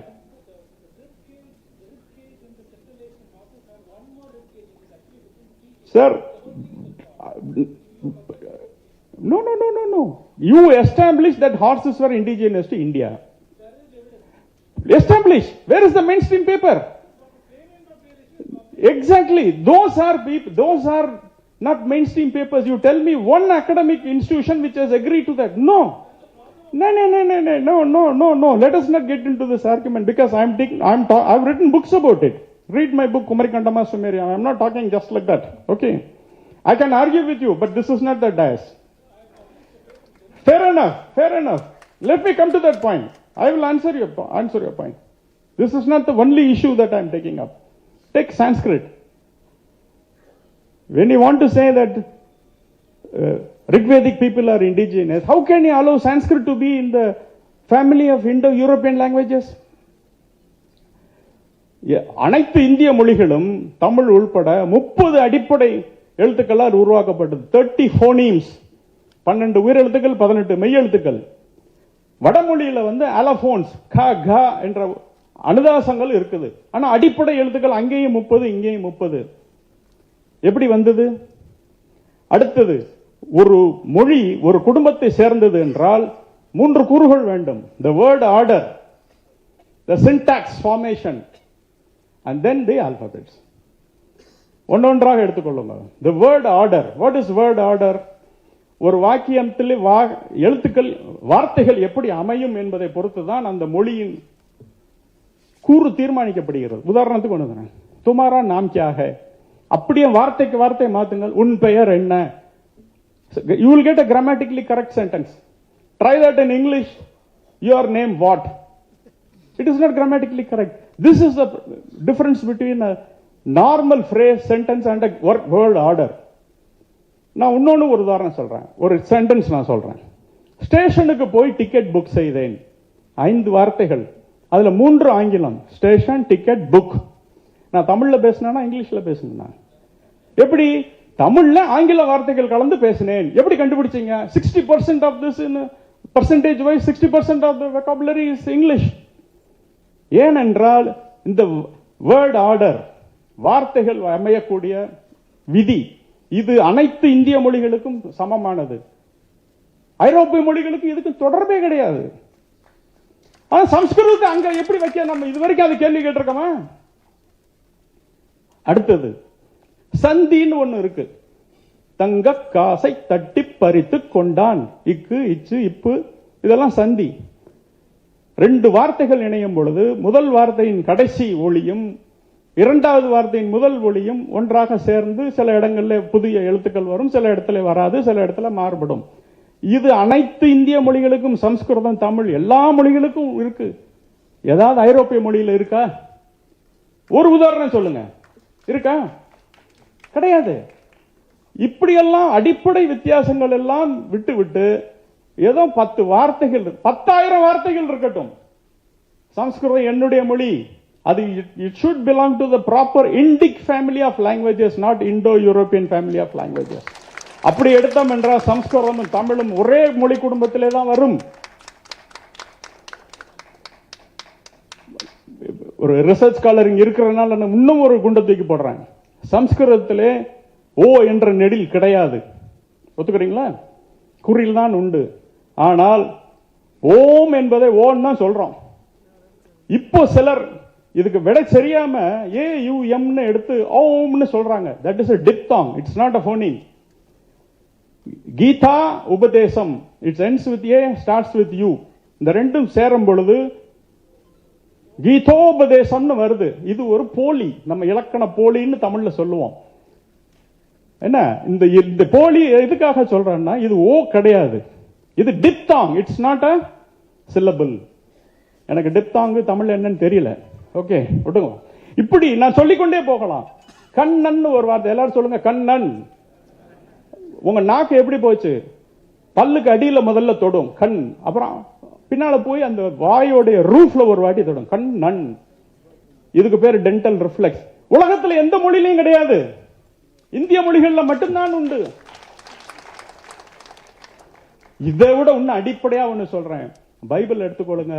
பாவம் சின் என்ற சொல் நூற்றுக்கணக்கான முறை வருகிறது. சின் என்ற ஒரு ஆங்கில வார்த்தைக்கு ஆண்டனிம் யாராவது சொல்ல முடியுமா? Antonym in English or any European languages கிடையாது. நம்ம பாவம் புண்ணியம் அழகா இருக்கு. தமிழ்ல அறம் என்ற சொல்லுக்கு எதிர்ப்பதுமே கிடையாது, பாவத்துக்கு சொல்லே கிடையாது தமிழ்ல. இப்படிப்பட்ட கொடைகளை எல்லாம் நான் வைத்துக்கொண்டு என்றைக்காவது அவனை கேள்வி கேட்டிருக்கிறோமா? நாம் சமஸ்கிருதத்தை இன்னைக்கும் சொல்லிக்கிட்டு இருக்கிறோம், இண்டோ யூரோப்பியன் லாங்குவேஜஸ். சாமி அவர்களே, உங்களுடைய கவனத்துக்கு இதை நான் கொண்டு வந்திருக்கிறேன். சரியான அறிஞர்களை வைத்து சரியான சபையில் இதுக்கு ஒரு தீர்வு நீங்கள் காண்பீர்கள் என்று நான் எதிர்பார்க்கிறேன். அது மட்டுமல்ல, நேரமானி விட்டதனால் டாக்டர் சாமியை முதல் முறையாக சந்திப்பதனால் அவரோடு ஒரு சில வார்த்தைகளை உரையாட விரும்புகிறேன். 19 வயதிலே உலகத்தின் மிகப்பெரிய பொருளாதார மேதையாக விளங்கிய PC மகளோபனிஸ் என்பவரை சர்வ சாதாரணமாக தூக்கி அடிச்சார் அவர். அன்றைய பிரதம மந்திரி கூட அதை செய்வதற்கு துணிந்திருக்க மாட்டார். அப்பேற்பட்ட அறிவு பிரகாச சுடர் அவர். நமது மாணவர்கள் எல்லாம் அமெரிக்க கான்சுலேட்ல கியூல நின்றுகிட்டு இருக்கும் பொழுது ஹார்வர்ட் பல்கலைக்கழகம் இவர் வீடு தேடி வந்தது. பொருளாதாரத்திலே கால்குலஸை அறிமுகப்படுத்தியவர். நிறைய பேருக்கு அது தெரியாது. He was one of the first academics to introduce calculus in economics. அது மாதிரி மகாபாரதத்தில் இந்த பீமன் ஒரு கதை உண்டு. பகாசுரனும் பீமனும் சண்டை போட்ட கதை. ஒரு வண்டி சாப்பாட்டை சாப்பிட்டுட்டு பகாசுரனை வதம் பண்ணிடுவான் பீமன். நான் முதல்ல அது கதை தான் நினைச்சேன். ஆனா 5000 வருஷம் கழிச்சு பார்த்தா அது உண்மையாகுது. டாக்டர் சுவாமி 2 இட்லிய முருகன் இட்லி ஷாப்ல சாப்பிட்டுட்டு மதுரையே ஆட்டி வச்சுக்கிட்டு இருந்த ஒரு பகாசுரனை வதம் பண்ணாரு பாருங்க. அவன் இருக்கிற இடம் தெரியாது போச்சு. என்ன பேனா, இப்ப 100 கோடி ரூபாய் செலவுல ஒரு பேனா வைக்க போறாங்க. டாக்டர் சாமி அவர்கள் பாக்கெட்ல இருக்கிற பேனாவுடைய மதிப்பு எனக்கு தெரியல. அவர் பணத்துக்கு மரியாதை கொடுக்க மாட்டார். ஆகையினால் அதிகபட்சம் போனா அது 200-300 ரூபாய்க்குள்ள இருக்கும். ஆனால் எந்த பேனா அவர் ஒரு முறையும் பாக்கெட்ல இருந்து ஒரு பேனா, ஒரு வாட்டி பேனா எடுத்து மூடிய கலட்டினார்னா ஆராஜா ஜெயிலுக்கு போறார். அடுத்த வாட்டி எடுத்தா கனிமொழி ஜெயிலுக்கு போறார். எந்த பேனா வலிமை மிக்கது? ஆகையினால பேனா யார் பயன்படுத்துகிறார்களோ அவர்களை வைத்துத்தான் அதற்கு ஒரு மரியாதை. ரூபாய் செலவு பண்ணால் அதுக்கு மரியாதை இல்லை. அதற்கு உதாரணமாக நம்மிடையே இருந்து கொண்டிருக்கிறார். இந்த இந்து சமுதாயம் இருக்கும் வரையும் சாமி அவர்களுக்கு நன்றி கடன் பட்டதாகவே இருக்கும். காரணம், ராம் சேது விஷயத்தை அதை உடைக்காமல் அவர் தடுத்தது ஒண்ணு. ராம் மந்திர் விஷயத்திலே கட்டுவதற்கு அவர் எடுத்த சட்ட முயற்சிகள். The monument in Ayodhya is the temple at Ayodhya is not just a monument for Lord Ram. It will also resonate the name of the greatest Ram Bhakt, Dr. Swami, as long as it exists. எனக்கு மாற்று கருத்தே இல்லை. சொல்லணுமா? 1-2 அவர் இந்த 60 வயதிலே அவர் செய்த 60 வருடங்களிலே, இன்னைக்கு அவர் 80 வயது, 19 வயசுல இருந்து இன்றைய வரை அவர் செய்த சாதனைகளை மற்றொரு மனிதன் செய்வதற்கு 60 பிறவிகள் வேண்டும். அவ்வளவு பிறவிகள் வேண்டும். அப்பேற்பட்டவர் நமது சாமி அவர்கள். என்ன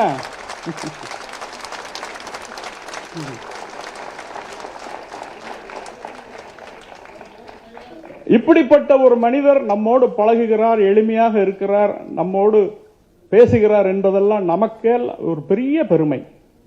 இன்னும் அவரை பத்தி பேசுறதுன்னா எனக்கு இன்னும் இருக்கு, டைம் இல்லைங்கிறதுனால முடிச்சுக்கிறேன். ஆனாலும் டாக்டர் சாமி அவர்களே, the country needs your services more than ever before.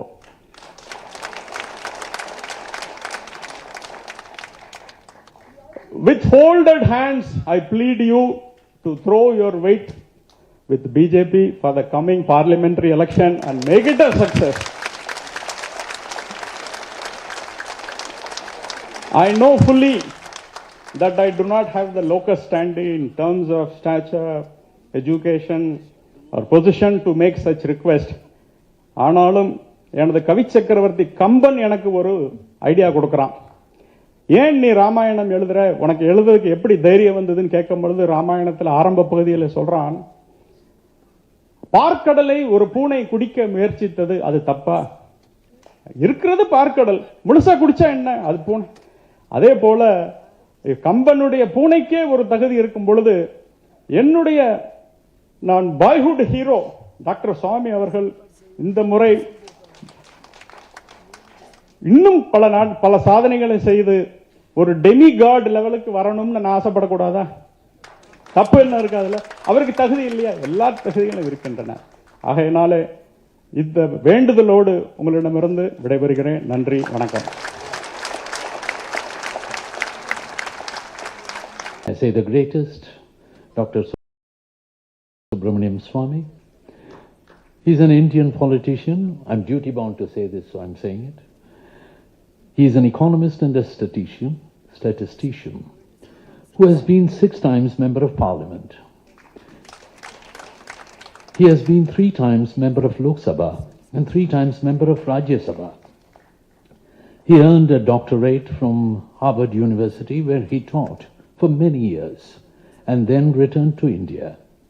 Before joining politics, he was a professor of mathematical economics at the Indian Institute of Technology, New Delhi. He was elected as member of Rajya Sabha as Janasangh nominee in 1974. He fought the emergency imposed by Srimati Indira Gandhi in 1975 and was one of the founding members of the Friends of India Society International, FISI, during the period to fight for democracy in India, 1975 to 77. Dr. Swami was a member of the Planning Commission of India and was a cabinet minister in the Chandrasekhar government in 1990-91. Between 1994 and 1996, Dr. Swami was chairman of the Commission on Labour Standards and International Trade. Dr. Swami was a long-time member of the Janata Party, and the Janata Party merged with the Bharatiya Janata Party BJP in 2013. He has written on foreign affairs of India, dealing largely with China, Pakistan, and Israel. He has been in the forefront of Hindutva issues and got the Kailash Mansarovar pilgrim route in China opened for Hindu pilgrims in 1981 and has visited the holy place twice. He saved the Ram Setu by getting a stay order from the Supreme Court. He was instrumental in expediting the Ram Mandir court case hearing, which led to the victory in the Supreme Court. He has fought numerous legal battles to liberate the Hindu temples from state control in India. He has been in the forefront to demand ban on cow slaughter and law against conversion. He has been an anti-corruption crusader and exposed many a scam of the Congress-led UPA government, which paved way for the BJP victory of 2014. He is presently working on the liberation of Gyan Vapi Kashi Temple and Krishna Janmabhoomi Temple in Mathura. It's an honor, sir, for all of us to hear you. Please.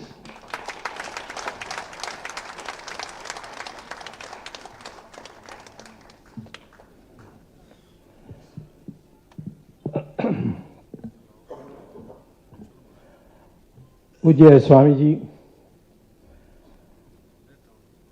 the author Mahalingam Balaji, and the eminent writer, as I was told, but I think he's an eminent scholar, if you will agree, Bhaskaran Prabhakaran. I'm also happy to say that he is a Tevar and not a Brahmin. But from today onwards, you qualify to be a Brahmin.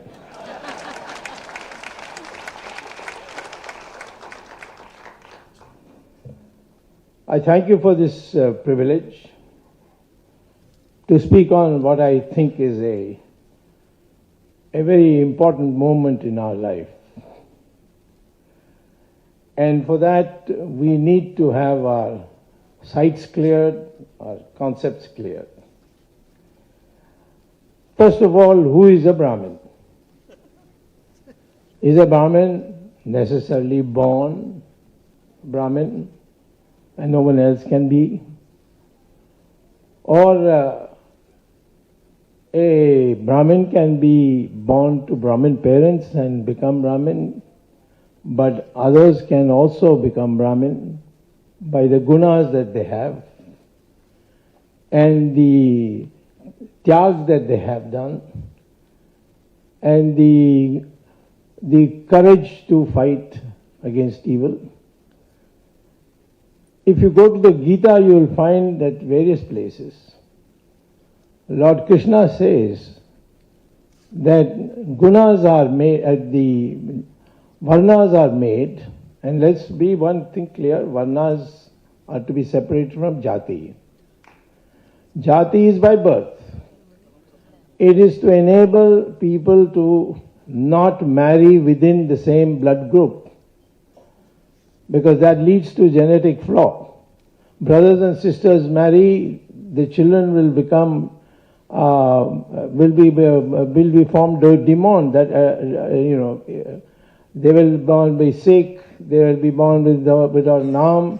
This is what the pharaohs saw, because the pharaohs wanted to save their money, their riches. So they had brothers and sisters get married for the kings or the queens, and they found soon the whole pharaoh legend had disappeared, because they all became casualties and died very early. So jati was only for that, the blood group. And when the marriages are selected, you make sure that there is no clash of the blood group. But that's got nothing to do with our society, except in terms of seeing taking care that the future generations become healthy. What I am talking about is Varna. And Varna is described in Gita. Lord Krishna very clearly says that the gunas, if you are a jnani, a tyagi and a sahasi, in short, then you qualify to be a Brahmin. It's not necessary that you have to be born. Even if you are born in a particular varna, you can have different gunas and therefore move out. For example, Vishwamitra. He was born in a family, his father and mother were Kshatriyas, but he became Rishi of Rishis.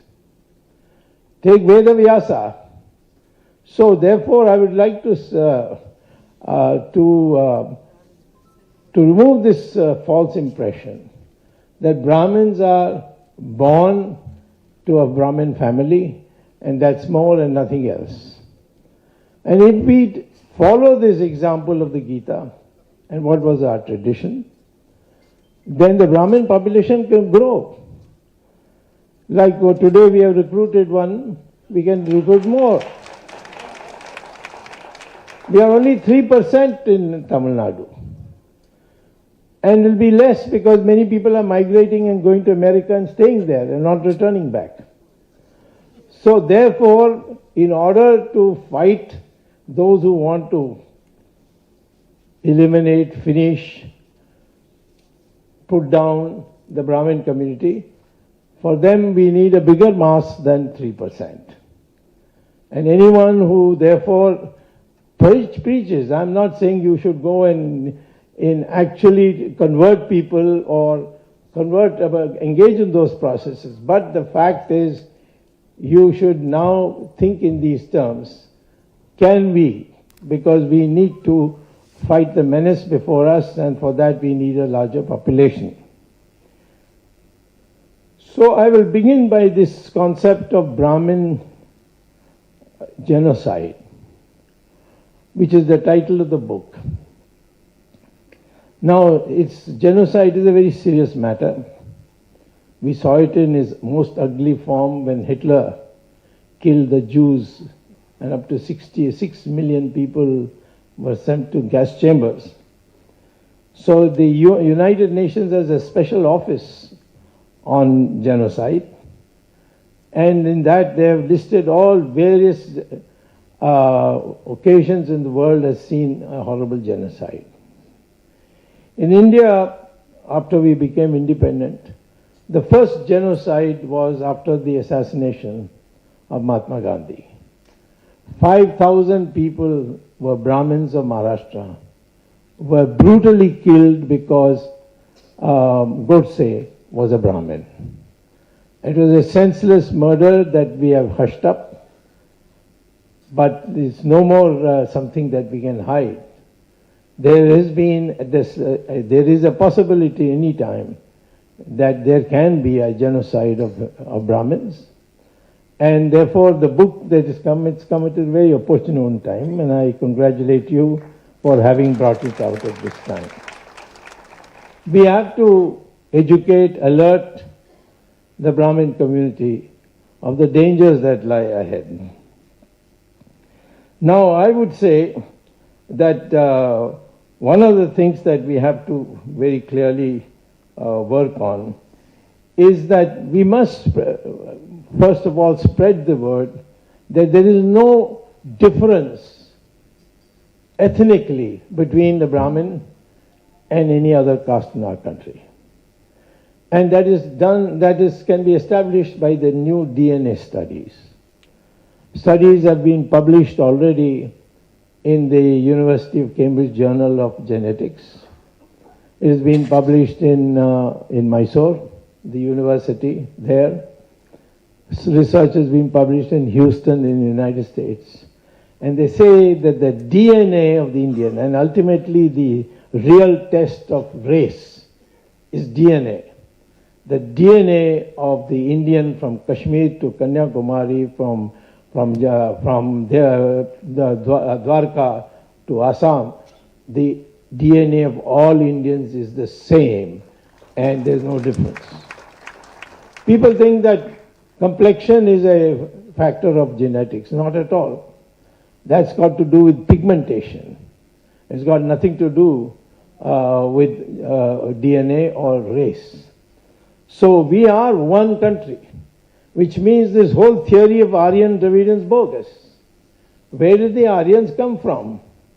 Yes, we have a word in our Sanskrit literature called Arya, but that's got nothing to do with race.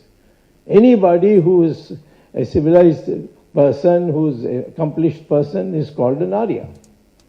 Dravida is a term for region. And the first person who used the word Dravida was Adi Shankara.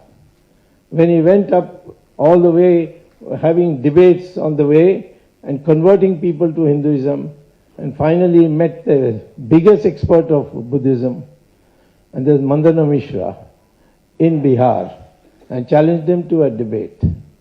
And in that debate they asked him, "Who are you?" He said, "I am a Dravid Shishu." Shishu means child. And there Shankara explains that he is a part of India which is called Dravid. That is the southern states of Maharashtra, Andhra, Karnataka, Tamil Nadu, and so on. So here you see you have a clear statement, but nobody reads it because our whole curriculum doesn't allow for this kind of literature to be brought in, or this kind of historical truths to come in. So therefore, this Aryan Dravidian theory as a race theory is rubbish. And it should not be allowed to be in any of our history books. Even BJP with all its hectic efforts, even today has had an uphill fight and has not been able to change the history books that were introduced during the British times and continued during the Congress times, and may give new syllabus and a new set of books for compulsory reading to students, because there is dispute and there is objection, And those who were there in the government, the bureaucracy earlier, they are putting up their resistance. But ultimately we will do it. We will change the history books. I am confident that BJP will come to power, but I am not confident about Modi coming to power. That's an opinion of mine personally. There may be many admirers of Modi, but I would like to say that I am only concerned about BJP coming to power because we have an ideology, and to make it a personality issue is then we are falling into the same question that we faced during Mrs. Gandhi's time. So the question is that we need a lot of time to see that all these things which have made you look inferior, feel inferior, that has to be corrected, and that can be corrected only at the school level when you teach the students the correct history with the correct history book. And this, even parents will have to learn with it because they have been brought up on the old history books. Now, as I told you that during Gandhi's assassination, there was a genocide, 5,000 people being killed without any rhyme or reason, just because Godse the killer was a Maharashtrian. Where do you draw the line? If this happens, every day will happen if we permit it. Fortunately, it has not recurred again. But once again, when Mrs. Gandhi was assassinated, 3,000 Sikhs were killed. And that itself shows that this mentality has to be wiped out, is to be taken out. And that can only come when we develop the true history of ours, that we are one people who are born here, who may have different views, we may have different religious understanding, perceptions, but as a people, we are one people, which we have to bring through the change of our history books. Otherwise, one of these days you will find another genocide that will take place. Now,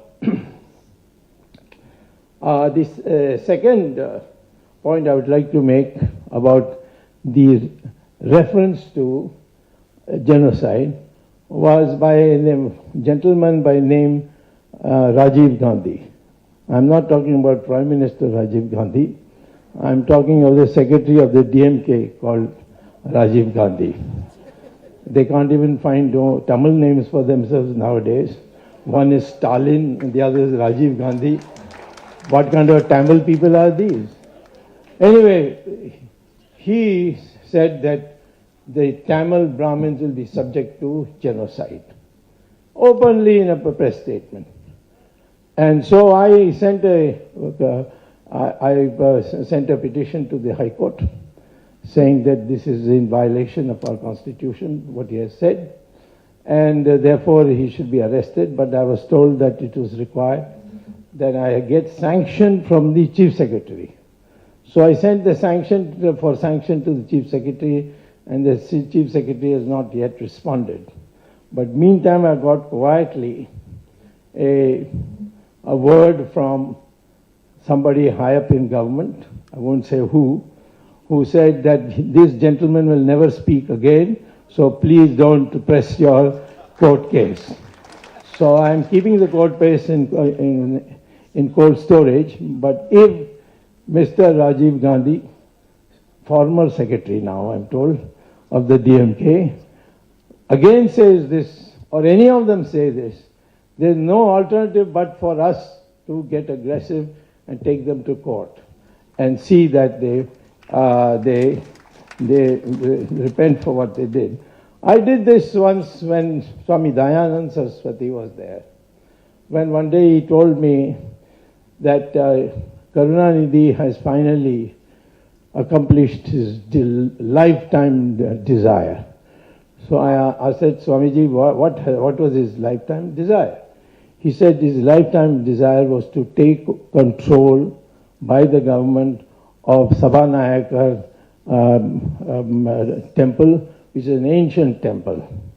and the town of Chidambaram.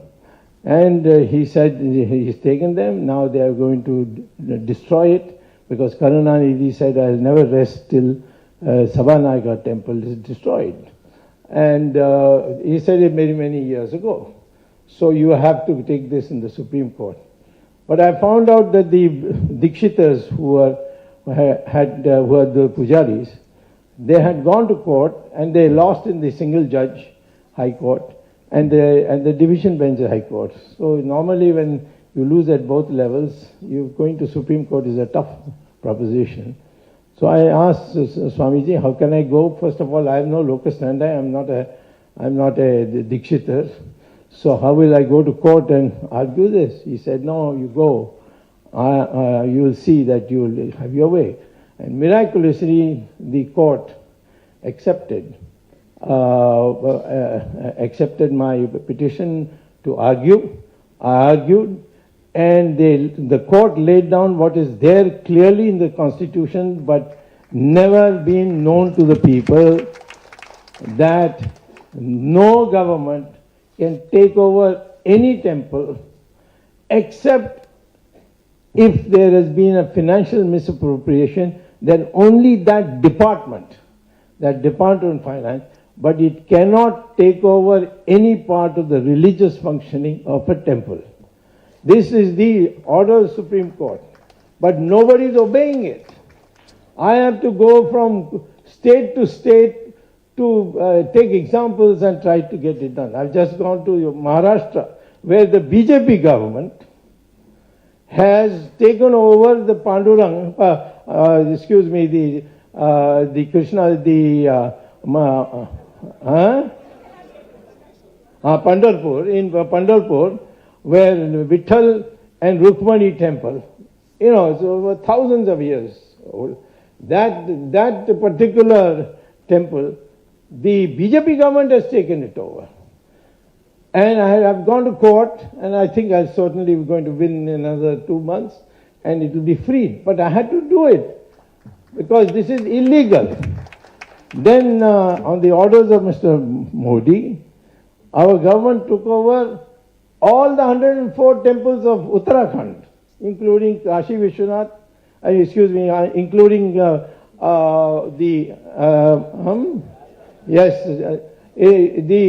holy Shiva temple and the Vishnu temple. They took it all over, and the Char Dham as it's called. And what happened? The court then gave me an interim order saying that the treasury of all these 104 temples will be not in the hands of the government, which is what the ordinance said, but in the hands of the pujaris, and that will not be taken away. And suddenly the government lost interest, and then after my court case, I won the court case, they have withdrawn it. Now the Char Dham temples are all free. Now, therefore, what I am saying to you today is, you have, as Brahmins, as Hindus, we have to make sure that what is special about our culture includes looking after temples. And I'm unhappy to see our pujaris, our people who are working in the temples, who have given their entire life for it, who have learned the Sanskrit shlokas, they have learned all the scriptures, who perform the pujas, the miserable life they have to lead, and particularly Tamil Nadu. And in Tamil Nadu, we need a renaissance, we need a Hindu revolution, and if it doesn't come this year, it will come in the next 10 years. If it doesn't come in 10 years, it will come in sometime in the other, but we have to keep trying. And you will find that slowly people start yielding. I remember when I was fighting for Ram Setu, Karunanidhi got very upset, and he said, what is this Swami saying, Ram Setu? Ram was an engineer. He went and built the bridge. So, everybody was offended. But 2 days later, Karunanidhi fell sick. So he had to be admitted to hospital. And the hospital's name was Ramchandra Medical Hospital. So I wrote him a letter, get well soon, because Ramchandra ji may not give you much time because it's a temple in the name of Ramchandra ji. This is the way in which they have been trying to be debased. But as far as the Tamils are concerned, the targeting of the Hindus must end. We cannot tolerate it anymore. I have no problem with them because anytime I make a little noise, they adjust, and then I get a secret message, please don't go any further. We have fixed them. But I like all of you to be fighters and pursue the matter. The law is in your favor. Make friends with any lawyer you know and tell him, ask him to help you to file cases. Don't take anything lying down. Because we now need a situation where we are no more passive. We don't want to be, of the ministers. I see lots of Brahmins who are ready to be secretaries to ministers. I don't understand. Then why are you a Brahmin? You should be a Kayast or something like that to see who does paperwork. The Brahmin is a most elevated position. So according to that, we must try to live. All that has happened during the British period, all this I understand. But I would say now you can start doing some things in your own residences. In your own residence, please try and see if you can persuade your children to learn Sanskrit. Because Sanskrit is the language of the future. You can go to Google and you can Google artificial intelligence and Sanskrit, just that much. And they'll bring out a research volume published by the American the Space Rocket Research Center, NASA, and their Journal of Artificial Intelligence states that there is only one language with which we can communicate in artificial intelligence with robots, and that is Sanskrit. Why? Because every word is precise sound. It will not confuse the computer. If you use English and you say PUT, you type PUT, it's put. But if you type BUT, it's but, and the computer will get confused and therefore won't not work. So today, in almost every research center of the world, in the Western world, Sanskrit is slowly becoming a compulsory language. If you go to Google and type St. James School, London, James School is one of the most prestigious schools of London. It's an all-white school. And they are so prestigious that when Charles was being crowned, a group of students came and sang a song. What song, I'll tell you in a minute. But first is, if you go to Google and type St. James School, London, and Sanskrit, just that much. What will come out is that in that school in London, every morning between school for children of ages of 6 and 11, they have to sing shlokas of Sanskrit in an English school, all-white English school. And the same group of students, 6 to 11, came for Charles and sang Sanskrit songs, Sanskrit connected songs in Charles's coronation. But nobody noticed it here. Our news media also doesn't, of course Tamil media will not, they will probably suppress it. But northern media also don't understand the significance of this. Everywhere Sanskrit is being revived. And so I would say Brahmin community should take the lead in this by seeing that all their children have the opportunity to learn Sanskrit, because Sanskrit is going to become the language in the future of at least artificial intelligence and therefore the base of science. So, all this is fine, but somewhere, as I will come back to the first point I made as my last point, the numbers of Brahmins must increase. You can't take on, millions and millions of people by being a few millions yourself. And therefore, you must have through not by me or anyone else, but by the great sadhus of our country, one of them is seated here, who can make it possible for the society and the Brahmins in particular to accept people who are born in other castes or other varnas, and because they have the same gunas as Krishna said Brahmins should have, if they have the same gunas, to break them and declare them as part of the Hindu community. Today we are 3%.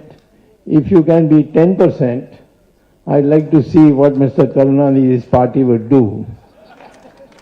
And they will wither away because they cannot manage a larger population. In UP, Brahmins don't have a problem. They're 16%. But they don't have a problem, because those 16% form a very big voting bloc. So I would say, first of all, please see that your children are educated in what it means to be a Brahmin, and what are the requirements of that, and how you can live with it without it interfering with any of your modern occupations. And the second is, how is it possible over a period of time to see that not more Brahmin children are born, but how other communities, people born in other communities, because of the procedure, because of their agreeing to or are adopting the necessary discipline of Brahmin, to become a part of the Brahmin community. Those who go, say, for a school which is run by Brahmins, but they are not Brahmins from Brahmin community, they could be part of that. But the Brahmin community's numbers must increase. It's not a very popular thing I'm saying, I know it, but I think from a strategic point of view, I've come to the conclusion that you can't go on, and because anyway the Brahmin population also is going down. They're more educated, they have fewer children, and then some of them go abroad and settle down. They get very, very pushy jobs there and don't want to come back. So the shrinkage will take place. Or we have extremely poor Brahmins who are like Archakas and so on and so forth. So somewhere along the time, as a community, we should form a body, which body will be looking for how to get talent from young talent from other parts of our society and bring them into the Brahmin community. Thank you very much.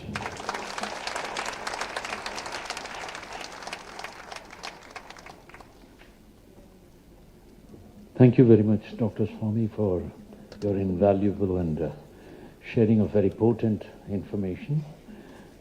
Kudos to your fighting spirit, and definitely we'll take the cue, sir.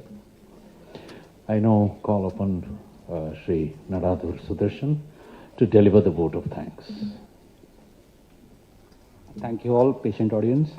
So, a vote of thanks to His Holiness Mannavarajiya Swamigal and the undoubtable Dr. Subramanian Swami, Sri Bhaskaran and the author, and also to the very patient and the usually extremely intellectual audience of Chennai. And we'll also like to thank our media partners and the Chennai police for cooperation. And we can probably close with the national anthem.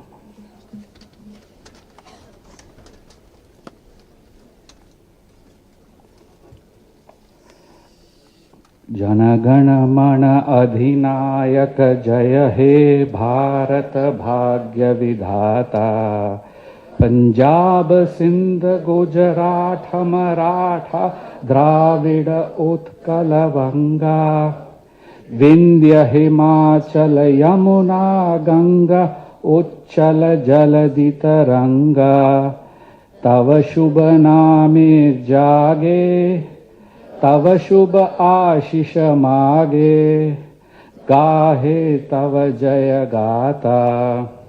Jana Gana मंगलदायक जय हे भारत भाग्य विधाता। जय हे जय हे जय हे जय जय जय जय हे। भारत माता की, भारत माता की, भारत माता की।